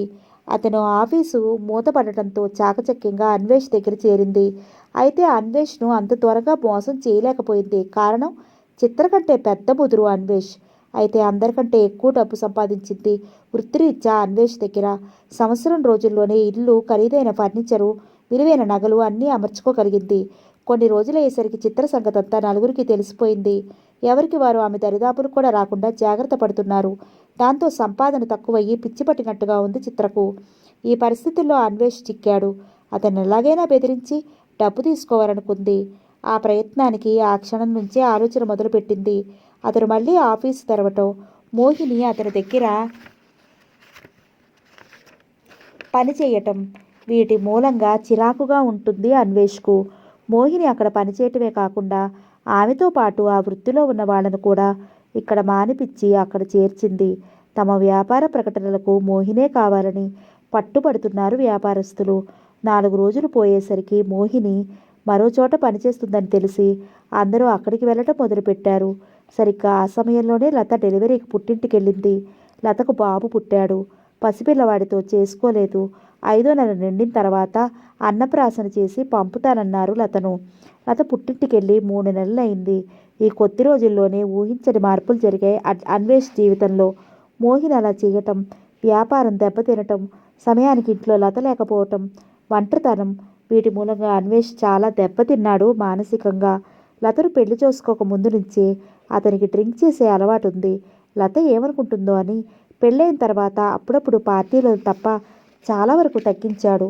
ఇప్పుడు ఆ అలవాటు మరింత అధికమైంది. రాత్రి 8 గంటలు కావస్తుంది. నిండు పున్నమి వెన్నెల ఆహ్లాదకరంగా ఉంది. విస్కీ బాటిల్ ఓపెన్ చేసి దాని ముందు కూర్చున్నాడు అన్వేష్. క్వార్టర్ బాటిల్ ఖాళీ అయింది. నరాలు స్త్రీ సుఖాన్ని కోరుతూ జివ్వుమంటున్నాయి. పనిపిల్ల కూడా లతతో పాటు వెళ్ళిపోయింది. పని మనిషి వయసు మళ్ళిన ఆమె వచ్చి గదిలు తుడిచి మంచినీళ్ళు పెట్టి క్యారియర్ తెచ్చిచ్చి వెళుతుంది. ఒంటరిగా కూర్చుని మందు కొడుతున్నారా అంటూ వచ్చింది చిత్ర. ఆ సమయంలో చిత్రను చూడగానే అంతులేని ఆనందం కలిగింది అన్వేష్కు. తెల్లటి చీరలో అందంగా ముస్తాబై వచ్చిన చిత్ర అతని కళ్లకు దివి నుండి తన కోసం భూమి మీదకు వచ్చిన అప్సరసలా అనిపించింది. భరించలేని సంతోషంతో ఉక్కిరిబిక్కిరైపోతున్నాడు. కవ్వించే ఆమె చూపులకు పిచ్చెత్తిపోతున్నాడు. అతనికి తోడెవరూ లేక ఒంటరిగా బాధపడుతున్నాను. ఒక పెగ్ తీసుకుంటావా? వద్దు. ఏమిటి కొత్తగా మాట్లాడుతున్నావు? నీకు మందంటే మహా ఇష్టం కదా. అప్పుడప్పుడు చేంజ్ కోసం తీసుకుంటాను. అదో అదో థ్రిల్ అంతేగాని మందు కొట్టడం నాకు అలవాటు అనుకుంటున్నావా, హాబీ అనుకుంటున్నావా అంది నవ్వుతూ. ఆ నవ్వు కదలికలకు ఆమె పల్చటి పమిటి చెరుగు జారింది. అతడి చూపులు ఆ ప్రదేశంలో నిలిచిపోయాయి. అది గుర్తించిన చిత్ర చెరుగు సర్దుకునే ప్రయత్నం కూడా చేయలేదు. ఏమిటా చూపు? నువ్వు చాలా అందంగా ఉన్నావు చిత్ర. నీ ముందు రంభా, ఊర్వశి, మేనకలు కూడా ఎందుకు పనికిరారు అన్నాడు. చిత్ర అతని మీద చాలా రోజుల నుంచి ఆకర్షణ ఉన్నా అతను మోహిని చుట్టూ తిరగటం చూసి అతని మీద వల విసరలేదు. ఈ అందాలన్నీ ఇంతకాలం ఎక్కడ దాచావు? మోహిని చుట్టూ తిరిగే మీకు నా అందాలు ఎందుకు కనిపిస్తాయి? నిజం చెప్పాలంటే మోహిని కంటే నువ్వు అందంగా ఉంటావు. నీకంటే మోహిని ఆకర్షణీయంగా ఉంటుంది. స్ట్రక్చర్లో కాస్త తేడా. ఆమె శరీరాన్ని కొలతలు తీస్తున్నట్టు చూస్తూ అన్నాడు. ఆడవాళ్ళ చిత్రాలు గీసి గీసి ఈ భాష మీకు అలవాటైంది అంది నవ్వుతూ. ఈ టైంలో వచ్చావేంటి? ఏ రాకూడదా అంది ఒళ్ళు విరుచుకుంటూ. దేవిగారికి నా మీద ఒక్కసారిగా ఇంత దయ కలిగింది ఏమిటా అని. మా శ్రీమతి గారు కూడా లేరు కదా పాపం ఒంటరిగా మీ శ్రీమతి గారు కూడా లేరు కదా పాపం ఒంటరిగా ఎంత బాధపడుతున్నారో ఒక్కసారి పరామర్శించి వెళదామని వచ్చాను. పరామర్శ మాత్రమేనా? ఇంకేం కావాలో? నువ్వేమిస్తానన్నా వద్దనను. ఏమీ ఇవ్వనంటే బలవంతంగానైనా తీసుకోవాలనిపిస్తోంది. ఎంత ధైర్యం మీకు? మగాడికి కావాల్సింది అదేగా. మిమ్మల్ని చూస్తుంటే నాకు భయం వేస్తోంది. నేను వెళతాను బాబు. ఇది అన్యాయం చిత్ర. ఏదన్యాయం? ఇలా వచ్చి అలా వెళ్ళటం. నేను మీకు భార్యనా, ప్రియురాలినా? వెళ్లకుండా ఉండిపోవటానికి అంది అతన్ని మరింతగా రెచ్చగొడుతూ. ప్రియురాలిని కాకూడదు. మోహిని ఉన్నంతకాలం మీ కంటికి ఎవరు కనిపించలేదు అంది నిష్ఠూరంగా. ఇంత మంచి సమయంలో ఆవిడ విషయం ఎందుకు? ఏ నిన్న మొన్నటి దాకా ఆమె కొంగు పట్టుకునే తిరిగారుగా. అది మొన్నటి విషయం. ఇప్పుడు నువ్వు తప్ప ఇంకెవరూ అక్కర్లేదు. నిజంగానా? నమ్మలేకపోతున్నావా? ఎలా నమ్మమంటారు? ఎలా చెబితే నమ్మమంటావో చెప్పు. అక్కర్లేదు. మీ మీద నాకు ఆ నమ్మకం ఉంది. చిత్ర, ఈ టైంలో నువ్వు రావటం నా అదృష్టం అనుకుంటున్నాను. నిజం చెప్పు. నా కోసమే వచ్చావు కదూ? 2 పనుల మీద వచ్చాను. ఏమిటి? 1 మిమ్మల్ని చూసిపోదామని, 2 కొద్దిగా డబ్బు అవసరం అయింది అందుకోసం. డబ్బెందుకు? జ్యువెలరీ షాప్లో బాగున్నాయని ముత్యాలు పొదిగిన గాజులు తీసుకున్నాను. తీరా చూస్తే నా దగ్గర అంత డబ్బు లేదు. నచ్చిన గాజులు తిరిగి ఇవ్వడానికి మనసు ఒప్పలేదు. షాప్ అతనేమో మిగతా డబ్బు రేపు ఉదయం ఇద్దరు కానీ పట్టుకెళ్ళండి అని గాజులు ఇచ్చాడు. ఎంత కావాలి? 10,000. అంతేనా? మరెంత అనుకున్నారు? చాలా పెద్ద మొత్తమేమో అనుకున్నాను. మా మామగారు పంట డబ్బు నిన్ననే 25,000 పంపించారు. నీ లక్, బ్యాంకులో వేద్దామనుకుంటూనే వెయ్యలేదు అంటూ లోపలికెళ్ళి బీరువాల నుంచి 100 రూపాయల కట్ట తీసుకొచ్చి చిత్ర ముందు పెట్టాడు. నా పరువు పోకుండా అడగకుండానే తెచ్చిచ్చారు. చాలా థ్యాంక్స్ అండి. ఇంత మాత్రానికే? ఈ డబ్బు వీలైనంత త్వరగా తిరిగి ఇచ్చేస్తాను. అక్కర్లేదు చిత్ర. ఇంతకాలంగా నా దగ్గర పనిచేస్తున్నావు. ఆ మాత్రం నీకు నేను ఇవ్వకూడదా? ఈ డబ్బు నాకు తిరిగి ఇవ్వనవసరం లేదు. గిఫ్ట్గా ఉంచుకో. ఇప్పుడు ఇలా చెప్పి మళ్ళీ సమయానికి నా దగ్గర లేనప్పుడు అడిగితే అలా ఎందుకు అడుగుతాను? గిఫ్ట్గా ఇచ్చింది ఎవరైనా అడుగుతారా? ఆ సమయంలో చిత్ర ఏదడిగినా కాదనే స్థితిలో లేడు అన్వేష్. ఎందుకంటే 3 నెలలుగా అతడు భార్య అందించే శారీరక సుఖానికి దూరంగా ఉన్నాడు. ఎక్కువ రోజులు స్త్రీ సుఖానికి దూరంగా ఉన్న మగవానికి, ఉన్మాదికి పెద్ద తేడా ఉండదు. ఒక్కోసారి వాళ్ళు ఎలా ప్రవర్తిస్తున్నారో వాళ్ళకే తెలియని స్థితిలో ఉంటారు. పురుషుడిలోని ఇలాంటి శారీరక బలహీనత మూలంగానే మన దేశంలో సంవత్సరానికి ఇన్ని రేప్ కేసులు నమోదవుతున్నాయి. మగాడిలోని ఈ బలహీనతల్ని చిత్ర లాంటి అమ్మాయిలు క్యాష్ చేసుకుంటారు. ఏమిటి చిత్ర ఆలోచిస్తున్నావు? మిమ్మల్ని ఒంటరిగా విడిచి వెళ్ళాలంటే బాధగా ఉందండి. ఒంటరితనం ఎంత బాధాకరంగా ఉంటుందో నాకు తెలుసు. నువ్వు వెళతావేమోనని నాకు భయంగా ఉంది చిత్ర. ఈ రాత్రికి మా ఇంట్లో ఉండిపోకూడదు? రాత్రి అంతానా? ఏ నువ్వు నేను తప్ప ఎవ్వరూ లేరు. చిత్ర ప్లీజ్. నాకు పిచ్చెక్కుతున్నట్లుగా ఉంది. ఆమె చేతిని తన చేతిలోకి తీసుకుంటూ అన్నాడు. ఈ ప్రేమంతా నిజమని నమ్మమంటారా? చిత్ర, మాటలతో టైం అంతా వేస్ట్ చేయొద్దు. ప్లీజ్ లోపలికి వెళదావురా. అప్పుడేనా? ఇంకెప్పుడు? ఇప్పటి నుండి ఒక్క క్షణం కూడా వృధాగా గడిచిపోనీయకూడదని అనిపిస్తుంది అన్నాడు. విస్కీ ప్రభావం అతని నరాల మీద పనిచేస్తోంది. సరిగ్గా నిలబడలేకపోతున్నాడు. ఆమె అతడి చెయ్యి తన భుజం చుట్టూ బిగించుకుని అతని నడుం పట్టుకుని లోపలికి తీసుకెళ్లసాగింది. ఆమె నుంచి వచ్చే మల్లెల సుగంధాలు అతడిని ఇంకా మత్తెక్కిస్తున్నాయి. చిత్ర తన సొంతం కాబోతోంది. ఈరోజు తన జీవితంలో అపూర్వమైన రోజు. అతను అలాగే ఆమె భుజం మీద వాలిపోయి బెడ్రూమ్లోకి చేరుకున్నాడు. అతనిని బెడ్ మీద పడుకోబెట్టి ఆమె వెళ్ళబోయింది. చిత్ర, ఏమిటి? ఎక్కడికి వెళుతున్నావు? ఇంటికి. అప్పుడేనా? ఇప్పుడు టైం ఎంత అయిందో తెలుసా? రాత్రంతా ఉంటానన్నావుగా. మీరిచ్చిన 10,000 కోసం ఈ రాత్రంతా ఉండమంటున్నారు కదూ? అవునులేండి. నన్ను కిరాయి బొమ్మలా చూస్తున్నారు, అవునా? నో చిత్ర, నేనెప్పుడూ నీ గురించి అలా అనుకోలేదు. నా కోసం ఉండమంటున్నాను. 10,000 కాదు, నా దగ్గర 25,000 ఉన్నాయి, తీసుకో. గాజులతో పాటు గొలుసు కూడా చేయించుకో. నిషాలో మాటలు ముద్దగా వస్తున్నాయి అతని నోట వెంట. అతని దగ్గర 25,000 ఉన్నాయని చిత్ర డబ్బు అడిగినప్పుడే చెప్పాడు. అందుకే మిగతా 15,000 కూడా తీసుకోవటం కోసమే అతనికి అందకుండా ఊరిస్తూ ఊరిస్తూ రెచ్చగొడుతోంది. నిషాలో కాలిపోతున్న కోరికలతో వివేకాన్ని కోల్పోయిన అన్వేష్ డబ్బును గురించి ఆలోచించడం లేదు. అతని ఆవేశం చల్లారాలంటే ఆ క్షణంలో అందుకోసం ఏం చేయడానికన్నా సిద్ధంగా ఉన్నాడు. చిత్ర మాటలు వింటుంటే అతనికి ఇంకా సందేహంగా ఉంది. చనువు తీసుకుంటే ఏమంటుందో? అదే ఆడదానికి మగవాడికి ఉన్న తేడా. ఆమె బెడ్రూమ్లోకి వచ్చింది. ఒప్పుకుంటుందని తెలుసు, అయినా ఏదో సంకోచం. ఏమిటి చిత్ర ఆలోచిస్తున్నావు? అదే గాజులతో పాటు గొలుసు కూడా తెచ్చుకోమన్నారుగా, ఆ విషయమే ఆలోచిస్తున్నాను. నాకేదైనా మనసులో పడిందనుకోండి, మనసంతా ఇక అదే ఆలోచన. దాని గురించి అంత ఆలోచించకు చిత్ర. 15,000 ఉన్నాయి కదా ఇంకా నా దగ్గర, అవి కూడా ఇస్తాను. రేపు ఉదయాన్నే వెళ్ళి తెచ్చుకో అంటూ తూలుతూ లేచి బీరువా తీసి 15,000 రూపాయలు తీసి చిత్రకిచ్చాడు. సంవత్సరం పంట ఒక్క రాత్రి ఆనందం కోసం ఖర్చు చేశాడు. అదే అతను సంపాదించిన డబ్బు అయితే దాని విలువ తెలిసేది. అతను సంపాదించింది కాదు కదా. 25,000 రూపాయలు హ్యాండ్ బ్యాగ్లో పెట్టుకుంది. అతని చేతిని అందుకుని ఆప్యాయంగా నిమిరింది. అతనికి చాలా రోజుల తర్వాత చాలా హాయిగా ఆనందంగా ఉంది. ఎక్కడికో ఎగిరిపోతున్నట్లు, గాల్లో తేలిపోతున్నట్లు, మనసంతా అంతులేని ఉల్లాసం, ఉత్తేజం. చిత్ర వణుకుతున్న గొంతుకుతో పిలిచాడు. నన్నింకా బాధ పెడతావెందుకు? సంతోష పెడతానంటూ 2 చేతులు అతని భుజం చుట్టూ పెనవేసింది. లతలా అతన్ని అల్లుకుపోయింది. ఆ రాత్రంతా అతని చేతుల మధ్య నలిగిపోతూ అక్కడే ఉంది. ఉదయం 5 గంటలకు లేచి ఇంటికి వెళ్ళిపోయింది చిత్ర. ఆమె అందించిన సుఖం ముందు 25,000 పోయినా బాధ అనిపించలేదు అన్వేష్కు. లత బాబునెత్తుకుని వచ్చింది. రామాపురంలో ఉన్నంతకాలం బాబు పనులన్నీ అనూషే చేసేది. పాలు కూడా పూతపాలే కావటం వలన బాబు లత కంటే అనూషకే దగ్గరయ్యాడు.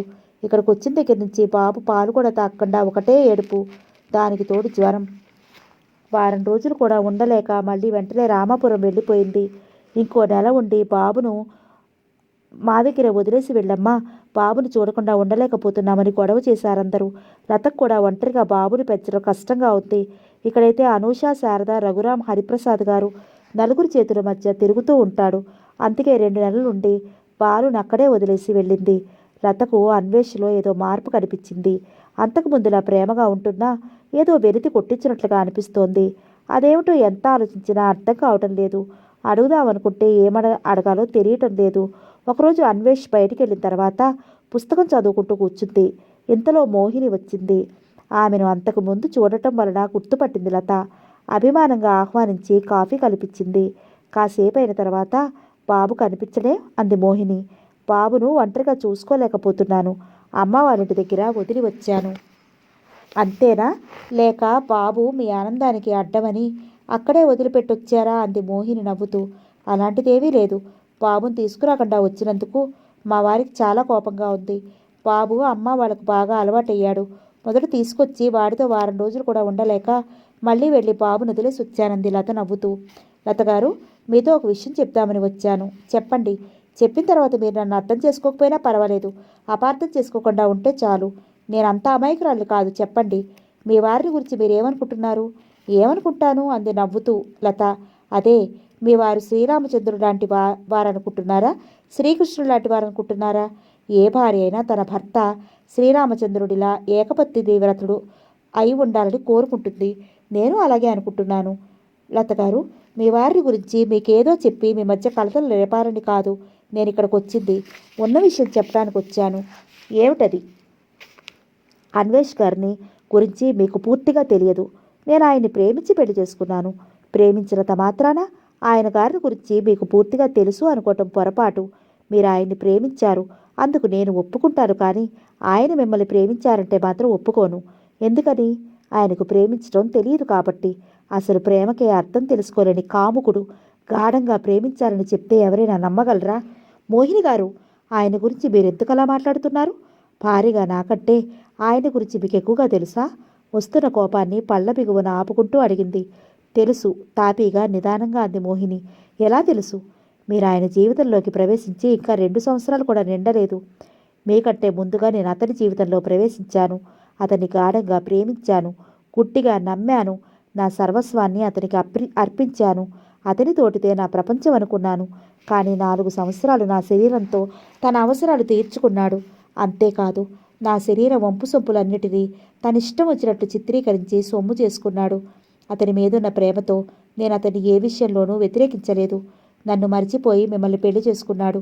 అంతేకాదు, మిమ్మల్ని పెళ్లి చేసుకోక ముందు వరకు అతనుకి నాతో మాత్రమే సంబంధం ఉందని, నన్ను మాత్రమే ప్రేమిస్తున్నాడన్న భ్రమలో ఉండిపోయాను. తర్వాత తెలిసింది అతనికి అమ్మాయిలు పిచ్చి. ప్రతి రాత్రి వెరైటీ కావాలి. నేనే కాకుండా నాలాంటి చాలామంది అమ్మాయిలతో సంబంధాలున్నాయి. అయినా అతని మీద ప్రేమను చంపుకోలేకపోయాను. మీతో పెళ్ళైన తర్వాత అతనికి దూరమయ్యాను. ఇప్పుడు చెప్పండి, అతనికి ప్రేమంటే తెలుసంటారా? ప్రేమంటేదే తెలియని వ్యక్తి ప్రేమించానంటే నమ్ముతారా? నమ్మమంటారా? సూటిగా లత ముఖంలోకి చూస్తూ అడిగింది మోహిని. ఆమె మాటలు వింటుంటే ప్రపంచమంతా చీకటైపోయినట్టుగా అనిపించింది లతకు. ఇప్పుడు చిత్ర వలలో చిక్కుకున్నాడు. చిత్ర జలగలాంటి మనిషి. జలగ పడితే రక్తం పీల్చే వరకు వదలదు. చిత్ర పడితే డబ్బంతా అయిపోయే వరకు వదలదు. లతగారు, నన్ను అర్థం చేసుకోవడానికి ప్రయత్నించండి. ఒకప్పుడు నేను అన్వేష్ గారిని నా ప్రాణం కంటే ఎక్కువగా ప్రేమించాను. ఆయన నన్ను మోసం చేశారన్న బాధతో, కోపంతో, కసి తీర్చుకోవాలన్న కోరికతో అన్వేష్ గారి దగ్గర పనిచేయటం మానేశాను. తాత్కాలికమైన ఆవేశంతో అలా చేశానే కానీ నేను చేసిన దానికి బాధపడని క్షమణమంటూ లేదు.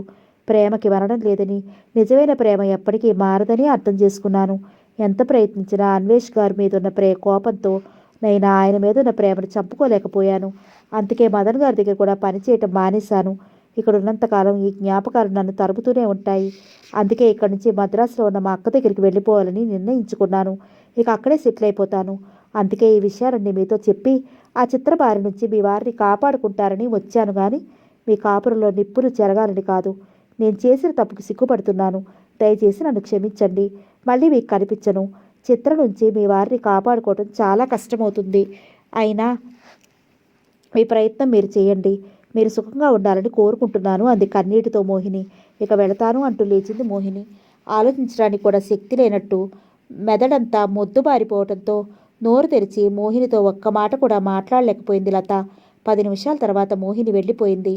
వెళుతూ కూడా చిత్ర బారి నుంచి అన్వేష్ గారిని తప్పించండి అని చెప్పి వెళ్ళింది. లత గుంటల్లో అగ్నిపర్వతాలు బద్దలవుతున్నాయి. కళ్ళు శ్రావణ మేఘాల్లా వర్షిస్తున్నాయి. తను దారుణంగా ఓడిపోయినందుకు ఎక్కడో ఆకాశంలో నుంచి అంత తెలియని అగాధంలోకి కూరుకుపోతున్నట్లుగా ఉంది. తలలో నరాలు చిట్లిపోతున్నట్లుగా, శరీరంలోని భాగాలన్నీ తేలికది విడిపోయి బాధపడుతున్నట్లుగా చిత్రమైన అనూహ్యమైన బాధ అది. అన్వేష్ ప్రతి విషయంలోనూ నన్ను మభ్యపెట్టి మోసం చేశాడు. తను ఏమీ తెలుసుకోలేని అమాయకురాలయ్యింది. గుడ్డిగా అతన్ని నమ్మి నిజంగా గుడ్డిదయ్యింది. గుండెను పిండి చేసే నగ్న సత్యాలు తెలుసుకున్న తర్వాత కూడా నా గుండె ఆగిపోలేదే. నేనింకా బ్రతికున్నానెందుకు? కళ్ళ నుంచి ధారాపాతంగా కారిపోతున్నాయి కన్నీళ్లు. మరో గంటకు కన్నీళ్లు కూడా ఏమో కళ్ళు కన్నీళ్లు కార్చడం మానేశాయి. ఈ విషయాలన్నీ ఎంతవరకు నిజం? నిజాలు కాకపోతే మోహిని పరిగట్టుకుని నా దగ్గరికి వచ్చి ఎందుకు చెప్తుంది? ఆమె మాటల్లో ఎక్కడా అబద్ధం, మోసం కనిపించలేదు. తను అన్వేష్ మూలంగా చెడిపోయిన విషయం కూడా చెప్పింది. తన స్వవిషయాన్నే అంత నిజాయితీగా చెప్పిన మోహిని ఈ విషయాల్లో అబద్ధం ఎందుకు చెప్తుంది? చిత్రను గురించి అడిగితే ఆయన నిజం చెప్తారా? నిలదీసి అడిగి తెలుసుకోవటం కంటే అతనికి తెలియకుండా తను తెలుసుకోవటమే మంచిది. ఇన్ని నాటకాలాడి ఇంతమందిని మోసం చేయగలిగిన వాడు తన తప్పుల్ని అంత తేలిగ్గా ఒప్పుకుంటాడా? తను కళ్ళతో చూడాలి. అప్పుడు ఇదేమిటని అడగాలి. అంతవరకు తనకేం తెలియనట్లు మౌనంగా ఉండటం మంచిది. తనకు తెలిసిందని అతనికి తెలిస్తే అతను మరింత విజృంభించవచ్చు. ఏం చెయ్యాలి? రకరకాల ఆలోచనలతో చాలాసేపు అలాగే కూర్చుంది. అన్నిటికంటే ఇప్పుడు పెద్ద సమస్య అన్వేష్ ఇంటికి రాగానే ఎప్పట్లా ప్రేమగా నవ్వుతూ అతన్ని ఎలా పలకరించాలి? గుండెల్ని దహించి వేస్తున్న బాధను గుండెల్లో దాచుకుని పైకి చిరునవ్వులు చిందిస్తూ మామూలుగా ఎలా ఉండాలి? ఇది తనకు సాధ్యమయ్యే పనేనా? క్షణాలు లెక్కపెట్టుకుంటూ కూర్చుంది. మోహిని వచ్చి వెళ్ళిన దగ్గర నుంచి లత అన్వేషణ గురించి నెగిటివ్గా ఆలోచించడం మొదలుపెట్టింది. ఇన్ని రోజులుగా అతని గురించి అలా ఊహించను కూడా ఊహించకపోవడంతో ఆ చేదు నిజాన్ని భరించలేకపోతోంది. ఎవరిని గురించి అయినా సరే తెలుసుకోవాలనిపిస్తే ఇదివరకు వాళ్ళ మాటలు ప్రవర్తన గుర్తొస్తాయి. అప్పుడెన్నో లోపాలు కనిపిస్తాయి.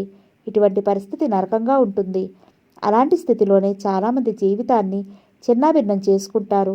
త్రిశంకు స్వర్గంలా ఉంది లత పరిస్థితి.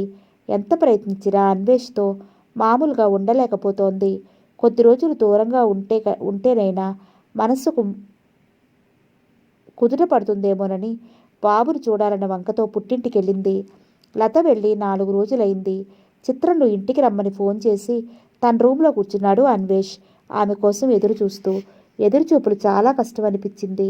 విస్కీ బాటిల్ తెచ్చుకుని ఓపెన్ చేసి గ్లాసులోకి వంపుకున్నాడు. కొద్దిగా సోడా కలిపి 2 ఐస్ క్యూబ్స్ వేసుకున్నాడు. గ్లాసులోని ద్రవం కడుపులోకి పోతున్న కొద్దీ హాయిగా ఉంది, మత్తుగా ఉంది, పిచ్చిగా ఉంది. ఒక్క మాటలో చెప్పాలంటే ప్రపంచంలోని ఆనందాన్నంతా గెలుచుకున్నంత ఆనందంగా ఉంది. కొంతమంది సరదా కోసం తాగుతారు. మరికొంతమంది స్నేహితులతో కలిసినప్పుడు వాళ్ళ కోసం తప్పనిసరి తాగుతారు. ఇంకొంతమంది తమ బాధల్ని ఆ నిషాలో మర్చిపోవడానికి తాగుతారు. అరగంట అయింది. 3వ రౌండ్ పూర్తయింది. చిత్ర ఇంకా రాకపోవడంతో మనసంతా అనీజీగా ఉంది. కళ్ళు బాగా ఎరుపెక్కాయి. కళ్ళు మత్తుగా మూతలు పడిపోతున్నాయి. ఒకప్పుడు చిత్రంటే అయిష్టంగా ఉండేది. ఆమె చూపులు మాటలు వెగటుగా అనిపించి ఆమెను దూరంగా ఉంచేవాడు. మోహిని మీదున్న కసితో చిత్ర మీద ఇష్టం అధికం కాసాగింది. మోహిని మద్రాసు వెళ్ళింది. మదన్ వాళ్ళన్న దగ్గరకు బొంబాయి వెళ్ళడంతో వ్యాపారంలో మళ్ళీ నిలదొక్కున్నాడు. మోహిని మదన్ దూరంగా వెళ్ళిపోవడంతో అన్వేష్కు మనసు కుదుటపడినట్టయింది. అడుగుల చప్పుడు వినిపించింది. అటువైపు తిరిగి చూశాడు అన్వేష్. ఫ్యాన్సీ డ్రెస్లో అతిలోక సుందరిలా ఉంది. మాటలకు అందని అతీతమైన భావాలు అతని ముఖంలోకి ఒక్కసారిగా కదలాడాయి. ఒక్కసారిగా ఆమె మీద ప్రేమ ముంచుకొచ్చింది. రా, అప్పుడేనా? నీకోసం ఎంతసేపటి నుంచి ఎదురు చూస్తున్నానో తెలుసా? తెలుసు. తెలిసి ఎందుకు ఆలస్యం చేశావు? ఇంకా రాత్రి 7 గంటలైనా కాలేదు. ఇప్పుడే నుంచేనా అని అంది కవ్వింపుగా. నీకు ఫోన్ చేసి గంట అయింది. నేను అద్దెకుంటున్న ఇంటి నుంచి ఇక్కడికి రావటానికి గంట పట్టింది. ఆటోలో 15 నిమిషాల ప్రయాణానికి గంట సేపు వెయిటింగ్. ఈరోజు భలే బోర్ అనిపించింది. ఒకవైపు మీ నుంచి ఫోన్ రాగానే రెక్కలు కట్టుకుని మీ ముందు వాలాలనిపించింది. ఏం చెయ్యను, అద్దె తక్కువ కదా అని అటువైపు ఇల్లు తీసుకుంటే రాకపోకల సౌకర్యం లేదు. గంట సేపు వెయిట్ చేసేసరికి సంతోషమంతా ఎగిరిపోయింది. ఒక స్కూటర్ కొనుక్కోవాలనిపించింది. హాయిగా ఆ పని చెయ్యి. ఈ వెయిటింగ్ బాధ తప్పుతుంది. మీకే, మీరు ఇలాగే చెప్తారు. స్కూటర్ కొంటామంటే మాటలా? 20,000 కావాలి. అంతే కదా. ఆ డబ్బు మీకు తక్కువగానే అనిపిస్తుంది. ఎందుకంటే వ్యాపారంలో సంపాదిస్తున్నారు. మామగారు వేలకు వేలు అందిస్తున్నారు. అదృష్టం అంటే మీదే. స్కూటర్ రిపేర్కి వచ్చేసరికి మీ మామగారు ఆ స్కూటర్ మూల పడేయించి మారుతి కారు తెచ్చారు. మామగారంటే అలా ఉండాలి. చిత్ర, నీకు స్కూటర్ కొనుక్కోవటానికి డబ్బు కావాలంతేగా. కావాలనుకుంటే వస్తుందా? ఎందుకు రాదు? కావాలనుకుంటున్నాను. ఎలా వస్తుందో చెప్పండి, నేను ఇస్తాను. వద్దులేండి. ఎందుకని? ఇప్పటికే మీ దగ్గర చాలా డబ్బు తీసుకుని మీకు రుణపడి ఉన్నాను. ఇంకా తీసుకోవటం నాకు ఇష్టం లేదు. మీరు నన్ను డబ్బు మనిషిగా భావిస్తే నేను భరించలేను. అలా అనుకుంటే నీకు కూడా నేను రుణపడి ఉంటాను. ఎలా? నా దగ్గర ఉన్న డబ్బు నీకు ఇస్తున్నాను. నీ దగ్గర సుఖాన్ని నేను తీసుకుంటున్నాను. రుణం అనుకుంటే ఒకరికొకరం రుణపడి ఉంటాం.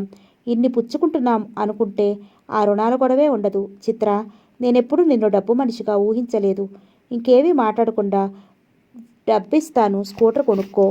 మీ అభిమానాన్ని భరించలేకపోతున్నానండి. మాటలతో భయాన్ని వేస్ట్ చేయొద్దు అంటూ చిత్రను దగ్గరికి తీసుకున్నాడు. టయాన్ని వేస్ట్ చేయొద్దు అంటూ.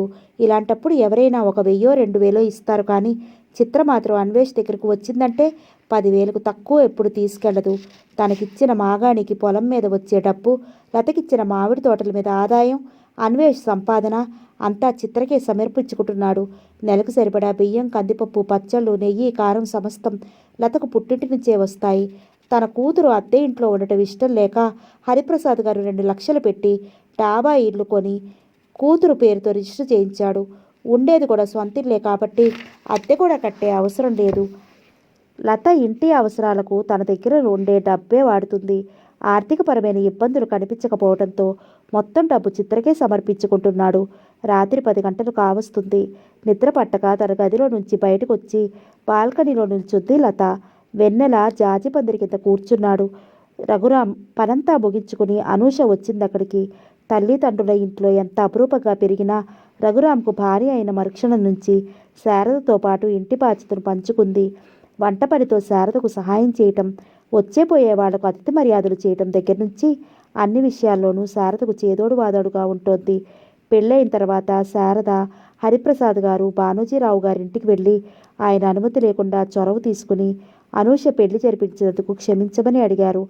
దాంతో బానోజీరావు గారి కోపమంతా మాయమైంది. రాజకీయాల మూలంగా ఎన్నో సంవత్సరాలుగా దూరమైన స్నేహితుడిని మనసారా ఆహ్వానించి కౌగిలించుకున్నాడు. శత్రువులుగా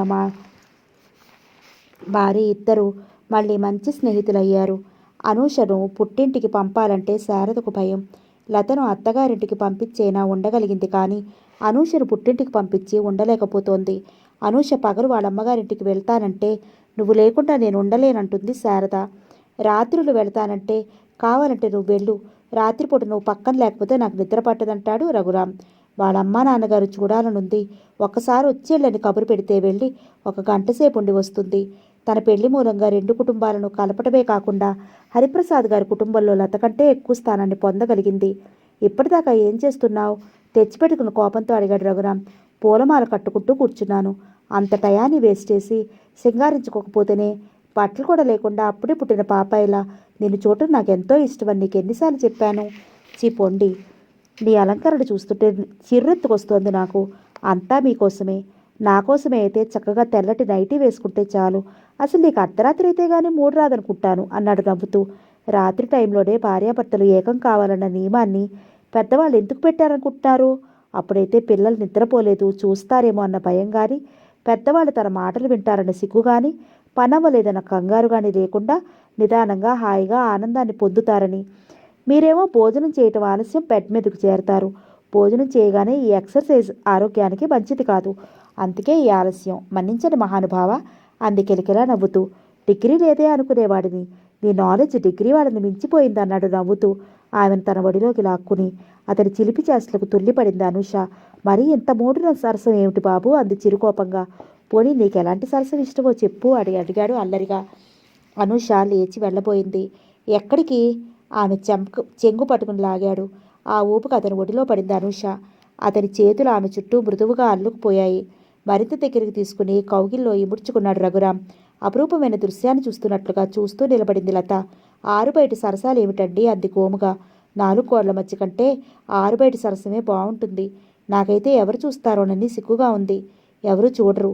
ఒకవేళ చూసినా మన భార్యాభర్తలమేగా. అయితే మాత్రం ఆరుబయట సరసాలు ఆడుకుంటారా? ప్రేమించుకునే వాళ్ళకి చాటు మాటు స్థలం దొరక్క పార్కుల్లో బీచుల్లో ప్రేమించుకుంటారు. అలా ఆరుబయట సరసమే వాళ్ళకు మరింత దగ్గర చేస్తుంది. అందుకని మనం కూడా ఇల్లు విడిచి ఏ పార్కులోనో కాపురం పెడదామా? నువ్వు వస్తానంటే ఈ క్షణంలోనే పెడదాం. హాయిగా ఆకులు, పూలు, చల్లటి గాలి, వీటి మధ్య గడప ఎంత హాయిగా ఉంటుంది. ఇంట్లో అయితే ఎప్పుడు పిలిచినా సరే ఇల్లు సర్దుతున్నానండి అంటూనో, వంట చేస్తున్నానండి అంటూనో సమాధానం చెప్తావు అన్నాడు రఘురాం నవ్వుతూ. వాళ్ళని అలా చూస్తుంటే రఘురాంను కాదని అన్వేషణ పెళ్లి చేసుకుని తను పోగొట్టుకున్నదేంతో అర్థమైంది లతకు. భర్త నుంచి భార్యకు కావలసింది అతని పోషణ, శారీరక సుఖం మాత్రమే కాదు, లాలన, ప్రేమ, అనురాగం కావాలి. భర్త చూపే లాలనలో భార్య కరిగిపోయి తన అన్న వాళ్ళందరినీ మరిచిపోవాలి. అతనే ప్రపంచంగా ఉండిపోవాలి. అప్పుడే వివాహ బంధానికి అర్థం, పరమార్థం. నేను చేసిన తప్పేమిటి? అన్వేష్కు నేనేం తక్కువ చేశాను? అయినా ఎందుకు ఇలా పరాయి ఆడవాళ్ళ వెంట పడుతున్నాడు?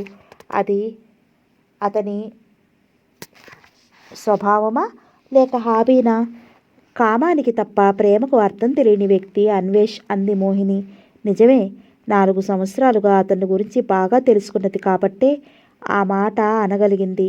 మాసిన షర్టును మార్చినంత తేలికగా అమ్మాయిల్ని మార్చే అతన్ని మార్చటం చాలా కష్టం.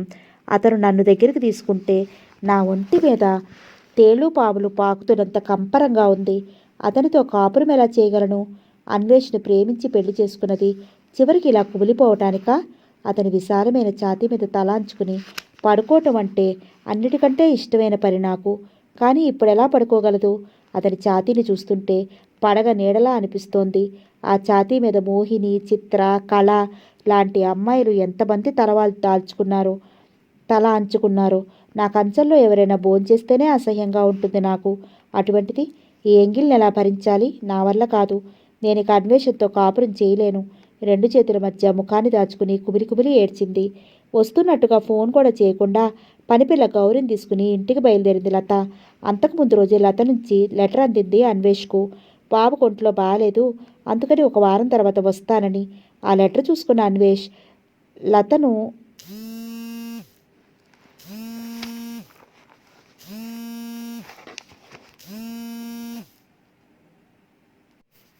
లత మరో వారం రోజుల వరకు రాదు కదా అనుకున్నాడు. అందుకే చిత్రకు ఫోన్ చేసి పిలిపించుకున్నాడు. ఇద్దరూ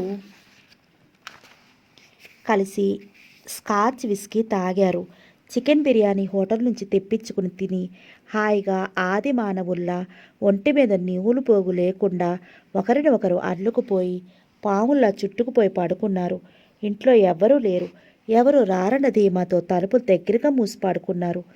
అలాంటి సన్నివేశం ఎదురవుతుందని ముందుగానే ఊహించిన లత గౌరిని కింద ఉంచి తను మేడ మీద ఉన్న బెడ్రూంలోకి వెళ్ళింది. చిత్ర, అన్వేష్ ఆవేశం చల్లార్చుకుని అలసటగా కళ్ళు మూసుకుని పడుకున్నారు. కానీ ఇద్దరూ మెలకుగానే ఉన్నారు. తలుపులు తెరుచుకోగానే ఇద్దరూ ఒకేసారి కళ్ళు తెరిచి చూశారు. అంతే. ఒక్క ఉదుటిని చిత్ర లేచి చీర కట్టుకుని ఒక్క మాట కూడా మాట్లాడకుండా వెళ్ళిపోయింది. ఎదురుగా ఉన్న లతను చూడగానే నవనాడులు కుంగిపోయాయి. నిషా తగ్గిపోయింది. లేచి లుంగి కట్టుకుని లతను మాట్లాడించే ధైర్యం లేక, ఆమె ముఖంలోకి చూడలేక కళ్ళు మూసుకుని గోడవైపుకు తిరిగి పడుకున్నాడు. లత నిదానంగా ఒక్కొక్క మెట్టే దిగుతూ కిందకొచ్చింది. ఎంత మరిచిపోదామని ప్రయత్నించినా మనసులో ఆ దృశ్యమే కదలాడుతుంది. ఎవరైనా భర్తను గురించి చెప్పటం వేరు, అనుమానంతో బాధపడటం వేరు, ప్రత్యక్షంగా కళ్ళతో చూడటం వేరు. ఒకరినొకరు అల్లుకుపోయి ఒక్కటిలా కనిపించిన వాళ్ళని చూసి కూడా నేనంత మౌనంగా నిగ్రహంగా ఎలా ఉండగలుగుతున్నాను? అతని ముఖం ఎలా చూడాలి? అమ్మగారు వంట చేయినా అంది గౌరి దగ్గరగా వచ్చి. తనతో పాటు గౌరి పస్తుండటం ఇష్టం లేక బియ్యం కడిగి స్టవ్ మీద పెట్టు, ఏదో ఒకటి వేసుకుని భోంచేయి అంది కళ్ళు తుడుచుకుంటూ. అమ్మగారు ఏడుస్తున్నాను ఎందుకు? అయ్యగారు ఇంట్లోనే ఉన్నారా? ఉన్నారు అంది ముక్తసరిగా. మరి ఎందుకు ఏడుస్తున్నారు? బాబును తెలిసి వచ్చాను కదా అంది. అమ్మగారు మీరెందుకు ఏడుస్తున్నారో నాకు తెలుసు అంది బాధగా గౌరి. కళ్ళు విప్పార్చుకుని చూసింది గౌరి వైపు.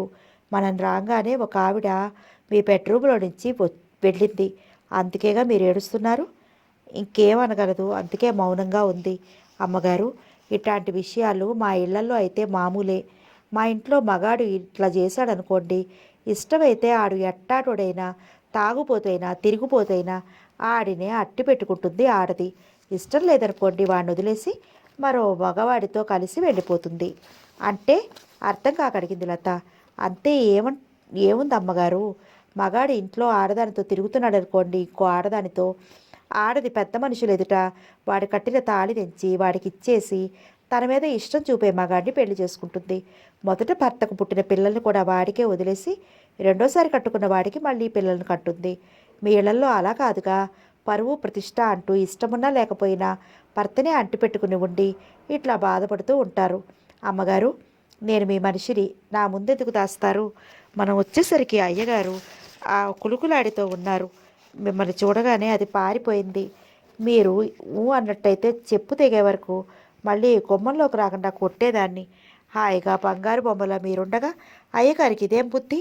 అమ్మగారు నేను ఎక్కువగా మాట్లాడుతున్నానని మీరు కోప్పడతారు, కానీ ఇందులో సగం తప్పు మీదే. నాదా? నేనేం చేశాను గౌరీ అంది. ఆ సమయంలో గౌరీ తను పాలేరు కూతురని, ఇంకా పెళ్లి కాని పిల్లని, తన కుటుంబ విషయాలు చెప్పకూడదని ఈ విషయాలు ఏమీ గుర్తుకు రాలేదు లతకు. ఆ బాధలో తల్లిలా పెద్ద దిక్కుగా కనిపించింది గౌరీ. ఎవరితోనైనా తన బాధను పంచుకుంటే గాని గుండె పరువు తగ్గేలా లేదు. అమ్మగారు, పెళ్లి కాకపోయినా ఇట్లాంటి సంగతులన్నీ నాకెట్టా తెలుసా అని ఆశ్చర్యపోతున్నారా? అవును గౌరీ, నీకింకా పెళ్ళే కాలేదు కదా, ఇంత పెద్ద విషయాలు ఎలా మాట్లాడుతున్నావే? అమ్మగారు, మాకుండేది ఒక చిన్న పాక. అందులో మా అమ్మ నాన్న, మేము నలుగురు పిల్లలం. అందరం ఒకే చోట పడుకుంటాం. మీలాగా పడుకోవటానికి మాకెవరి గదులు వాళ్ళకు ఉండవుగా అమ్మగారు. అందరం ఒక్కచోటే పడుకుంటాం కదా. మా అమ్మ నాన్న ఏం మాట్లాడుకున్నా మాకు వినపడుతుంది. ఏ రాత్రప్పుడో వాళ్ళు ఏం చేసినా ఎప్పుడో ఒకప్పుడు అది మా కళ్ళల్లో కూడా పడుతుంది. అందుకే అమ్మగారు, మాకు 10 ఏళ్ళు వయసు వచ్చేసరికి మగ పెళ్లి చేసుకోవటం, కాపురం చేయడం దగ్గర నుంచి పిల్లలు ఎలా పుడతారో వరకు అన్నీ మాకు తెలిసిపోతాయి. మీకు పిల్లలు పుట్టే వరకు తెలియని విషయాలన్నీ మాకు పెద్ద మనిషి కాకముందే తెలుస్తాయి. గౌరి చెప్పే మాటలన్నీ పచ్చి నిజాలు, నగ్న సత్యాలు. అమ్మగారు, మా అయ్యమ్మ అనేది మగవాడిని వదిలి వెళ్ళకూడదు. గట్టు తెగిన వాగు పెళ్ళాం వదిలిన మొగుడు ఒకటేనని. మీరేమో బాబుగారిని చూడాలని నెలకు 4 సార్లు నన్ను కూడా తీసుకెడుతూ ఉంటారు. నేను ఇంట్లో ఉన్నా మీతో చెప్తానేమోనని ఇట్లాంటి పనులు చేసేవారు కాదు. మీరేమో నన్ను కూడా తీసుకెడుతూ ఉంటారు. అయ్యగారు మాత్రం మీకు దూరంగా ఎన్ని రోజులు ఉంటారు? అందుకే ఈ పని చేశారు. అమ్మగారు, మన అయ్యగారే కాదు, దేశంలో చాలామంది ఇట్టా చేస్తూనే ఉంటారు. అన్నీ మర్చిపోవాలి. గౌరీ, ఈ విషయాన్ని పొరపాటును కూడా మా అమ్మ నాన్నగారికి తెలియచేయొద్దు. నేను చెప్పనేమోనని అన్నీ నిన్నడిగి తెలుసుకుంటూ ఉంటారు. ఏమాత్రం వాళ్ళకి తెలిసినా వాళ్ళ గుండెలు బద్దలవుతాయి. ఆ మాత్రం నాకు తెలియదా అమ్మగారు? మీరు అదోలా ఉంటున్నారని అమ్మగారు తెగ బాధపడ్డారు మొన్న మనం వెళ్ళినప్పుడు. గౌరీ, అమ్మగారు అయ్యగారు కీచులు ఆడుకుంటున్నారా? లతలో ఏదో మార్పు కనిపిస్తోంది. మునిపట్ల హుషారుగా సరదాగా లేదు. ఏదో పోగొట్టుకున్న దానిలా దిగులుగా ఉంటుందని నన్ను గుచ్చిగుచ్చి అడిగారు. అయినా నేను నోరు మెదపలేదు. వాళ్ళకి ఈ విషయం ఎప్పటికీ తెలియటానికి వీల్లేదు. చెప్పనమ్మగారు, నాకు కూడా హాల్లోనే మంచం వేసి పక్కా పరుపు, నువ్వు నా మంచం దగ్గర పక్క పరువు, నువ్వు నా మంచం దగ్గరే పడుకో, మీరు గదిలో పడుకోండి. లేదు గౌరీ, నేను ఆ గదిలోకి వెళ్ళలేను. అయ్యగారి ముఖం చూడలేను. నాకైతే నిన్ను తీసుకుని వెంటనే మన ఇంటికి వెళ్ళిపోవాలనుంది. అమ్మ నాన్నగారికి తెలుస్తుందేమోనని ఉన్నాను అంది పొంగి వస్తున్న దుఃఖాన్ని ఆపుకుంటూ లత. బాధపడకండి, కోపంతో అలా అనుకుంటున్నారు కానీ తప్పేదేముంది? ఈ రోజు కాకపోయినా రేపైనా అయ్యగారితో కాపురం చేయకుండా తప్పుతుందా? అంది ఎంతో ఓదార్పుగా ఆరిందల లతకు ధైర్యం చెప్తూ. లత భోంచేయలేదు, గౌరీ కూడా వంట చేయలేదు. ఇద్దరు భోజనం కూడా లేకుండా నిద్రపోకుండా తెల్లవారులు అలాగే కూర్చున్నారు. అన్వేష్ పరిస్థితి మరీ దారుణంగా ఉంది. తను లత ఎదుట దోషిగా నిలబడాల్సి వస్తుందని కల్లో కూడా ఊహించలేదు. అటువంటి సన్నివేశం ఎదురయ్యేసరికి ఏం చేయాలో అర్థం కాలేదు. గదిలో నుండి బయటకు వచ్చి లతను చూడాలంటే ధైర్యం చాటం లేదు. కళ్ళు తెరవకుండా నిండుగా దుప్పటి కప్పుకుని పడుకున్నాడు. ఉదయం 8 గంటలైంది. అన్వేష్ ఇంకా బెడ్రూమ్లో నుంచి బయటికి రాలేదు. లత ఆ గదిలోకి వెళ్ళలేదు. జీడిపప్పు ఉప్మా అన్వేష్కు చాలా ఇష్టం. ఉప్మా చేసి డైనింగ్ టేబుల్ మీద పెట్టింది. కాఫీ కలిపి గౌరికిచ్చి తను తాగి అన్వేష్ కోసం ఫ్లాస్క్లో పోసింది. 10 గంటలకు లేచి స్నానం చేసి డ్రెస్ మార్చుకుని డైనింగ్ టేబుల్ దగ్గరకు వచ్చి కూర్చున్నాడు. అతని ముఖంలోకి చూడలేక గౌరిని టిఫిన్ పెట్టమని లత స్నానానికి వెళ్ళింది. ఎవరో తరుపుతున్నట్లుగా హడావుడిగా టిఫిన్ చేసి బయటికి వెళ్ళిపోయాడు అన్వేష్. 1 గంటకు భోజనానికి రాలేదు. గౌరి ఆఫీస్కు ఫోన్ చేస్తే, నాకు పనుంది, భోజనానికి రాను, అమ్మగారు నువ్వు భోంచేసేయండి అని చెప్పాడు. లతకు భోజనం చేయాలనిపించకపోయినా రాత్రి నుంచి తనతో పాటు గౌరి కూడా భోంచేయలేదు అని భోజనానికి కూర్చుంది. అది భారంగా గడిచి టైం రాత్రి 7 గంటలైంది. అంతకు ముందైతే ఏ క్షణంలో అన్వేష్ ఇంటికొస్తాడా అని ఒళ్ళంతా కళ్ళు చేసుకుని గేటు వైపే చూస్తూ కూర్చునేది. ఇప్పుడు ఏ క్షణంలో అతను వస్తాడో, అతనికి ఎలా ఎదురుపడాలో అని భయంతో కూర్చుంది. 10 గంటలు దాటుతుండగా వచ్చాడు. స్నానం చేసి డ్రెస్ మార్చుకుని వచ్చేసరికి గౌరి భోజనం వడ్డించింది. ఎలాగో భోజనం అయిందనిపించి బెడ్రూమ్లోకి వచ్చాడు. ఎంతసేపు అయినా లత రాలేదు. లేచి కిందకు వచ్చాడు. హాల్లో పడుకుని గౌరి నిద్రపోతోంది. ఇల్లంతా తిరిగి చూశాడు. లత ఎక్కడా కనిపించలేదు. అతని గుండెలు దడదడలాడాయి. బయటకు వచ్చాడు. వెన్నెల్లో రైట్ క్వీన్ పూల చెట్టు దగ్గర గార్డెన్ చైర్లో కూర్చునుంది. ఆమెను చూడగానే పోయిన పెన్ని దొరికినంత ఆనందం కలిగింది అన్వేష్కు. తను కూడా లతకు ఎదురుగా ఉన్న మరో కుర్చీలో కూర్చున్నాడు. అతన్ని చూడగానే లేచి లోపలికి వెళ్ళిపోదామనుకుంది. ఎందుకనో ఆ పని చెయ్యలేకపోయింది. ముఖం తిప్పుకుని మరోవైపుకు చూస్తూ కూర్చుంది. లత, ఎంతో ప్రేమగా పిలిచాడు. లత పలకలేదు. మరోసారి పిలిచాడు. మౌనమే ఆమె నుంచి అతనికి సమాధానమైంది. ఇంకా పెద్దగా పిలిచాడు కావాలనే. చెప్పండి, నాకు వినిపిస్తూనే ఉంది. అది సాధ్యమైనంత సౌమ్యంగా. సారీ. ఎందుకు? ఎందుకో నీకు తెలుసు. అందుకు నాకు సారీ చెప్పనవసరం లేదు. నా ప్రవర్తనకు నేనే సిగ్గుపడుతున్నాను. I'm very sorry. అందుకు నాకు సారీ చెప్పాల్సిన పని లేదని ఇంతకుముందే చెప్పానంది విసుగ్గా. ఇన్ని రోజులు నువ్వు లేకపోయేసరికి ఉండలేకపోయాను లత. ఏదో పొరపాటు చేశాను. ఈ ఒక్కసారికి క్షమించవు? లత చూపులు అతన్ని నిలువునా దహించి వేసేలాగా ఉన్నాయి. అలా చూసింది అతని వైపు. క్షమించు లత. ఇంకెప్పుడు ఇలాంటి పని చెయ్యను. లత ఊహించని విధంగా ఆమె ముందు కూర్చుని తలను ఆమె ఒడిలో పెట్టుకుని చిన్నపిల్లవాళ్ళ పావురమన్నాడు. లత, నా మాట నమ్ము. చాలా రోజులుగా నువ్వు దూరంగా ఉండేసరికి నరాల బాధ భరించలేక నిషాలో అలా ప్రవర్తించాను. చాలామంది మగవాళ్ళు ఎప్పుడో ఒకప్పుడు ఇలాంటి పొరపాట్లు చేస్తూనే ఉంటారు. కానీ నాన్న నిజాయితీగా తప్పును ఒప్పుకోరు. మీరు ఒప్పుకోరు, కానీ నేను కళ్ళారా చూశాను కాబట్టి ఒప్పుకోవటం తప్పనిసరి అయింది. నేను కూడా చాలా రోజుల నుంచి మీకు దూరంగా ఉన్నాను కదా. నేను ఇలాంటి పని చేస్తే మీరు భరించగలరా? తీక్షణంగా అతని ముఖంలోకి చూస్తూ అడిగింది. సమాధానం చెప్పలేక సిగ్గుతో తలముంచుకున్నాడు. మాట్లాడరే. మీరు చేసిన పని నేను చేస్తే మీరేం చేస్తారు? విశాల హృదయంతో నన్ను మన్నిస్తారా లేక వదిలేస్తారా? లత, అలా మాట్లాడటానికి నీకు సిగ్గులేదు? సిగ్గా? ఎందుకు అంది నిర్లక్ష్యంగా. నేను మగాడిని. ఒక్కళ్ళతో కాదు 10 మందితో తిరుగుతాను. నేను తిరిగానని నువ్వు తిరుగుతావా? ఆ కొద్ది మాటలకే అన్వేష్ కళ్ళు రక్తపు వర్ణాన్ని దాల్చాయి. నేను మగవాడిని. ఎంతమంది అమ్మాయిలతో తిరిగినా తప్పు లేదు అన్న లైసెన్స్ను దేవుడి దగ్గర నుంచి పుట్టినప్పుడే పొందావా? వ్యంగ్యంగా అంది. లత, క్షమించమన్నాను కదా. మాటలతో ఎందుకు ఇలా చంపుతావు? క్షమించమనగానే సరిపోతుందా? మరేం చేయమంటారో నువ్వే చెప్పు. మీ ముఖం నాకు చూపించకుండా ఉంటే చాలంది కోపంగా. అలా అనుకున్న దానివి ఎందుకొచ్చావు? మీ నిజస్వరూపం తెలుసుకుందామని. తెలుసుకున్నావుగా. అంటే ఏమిటి మీ ఉద్దేశం? నా ముఖం చూడలేనప్పుడు నువ్వు వెళతానంటే నాకేమీ అభ్యంతరం లేదు.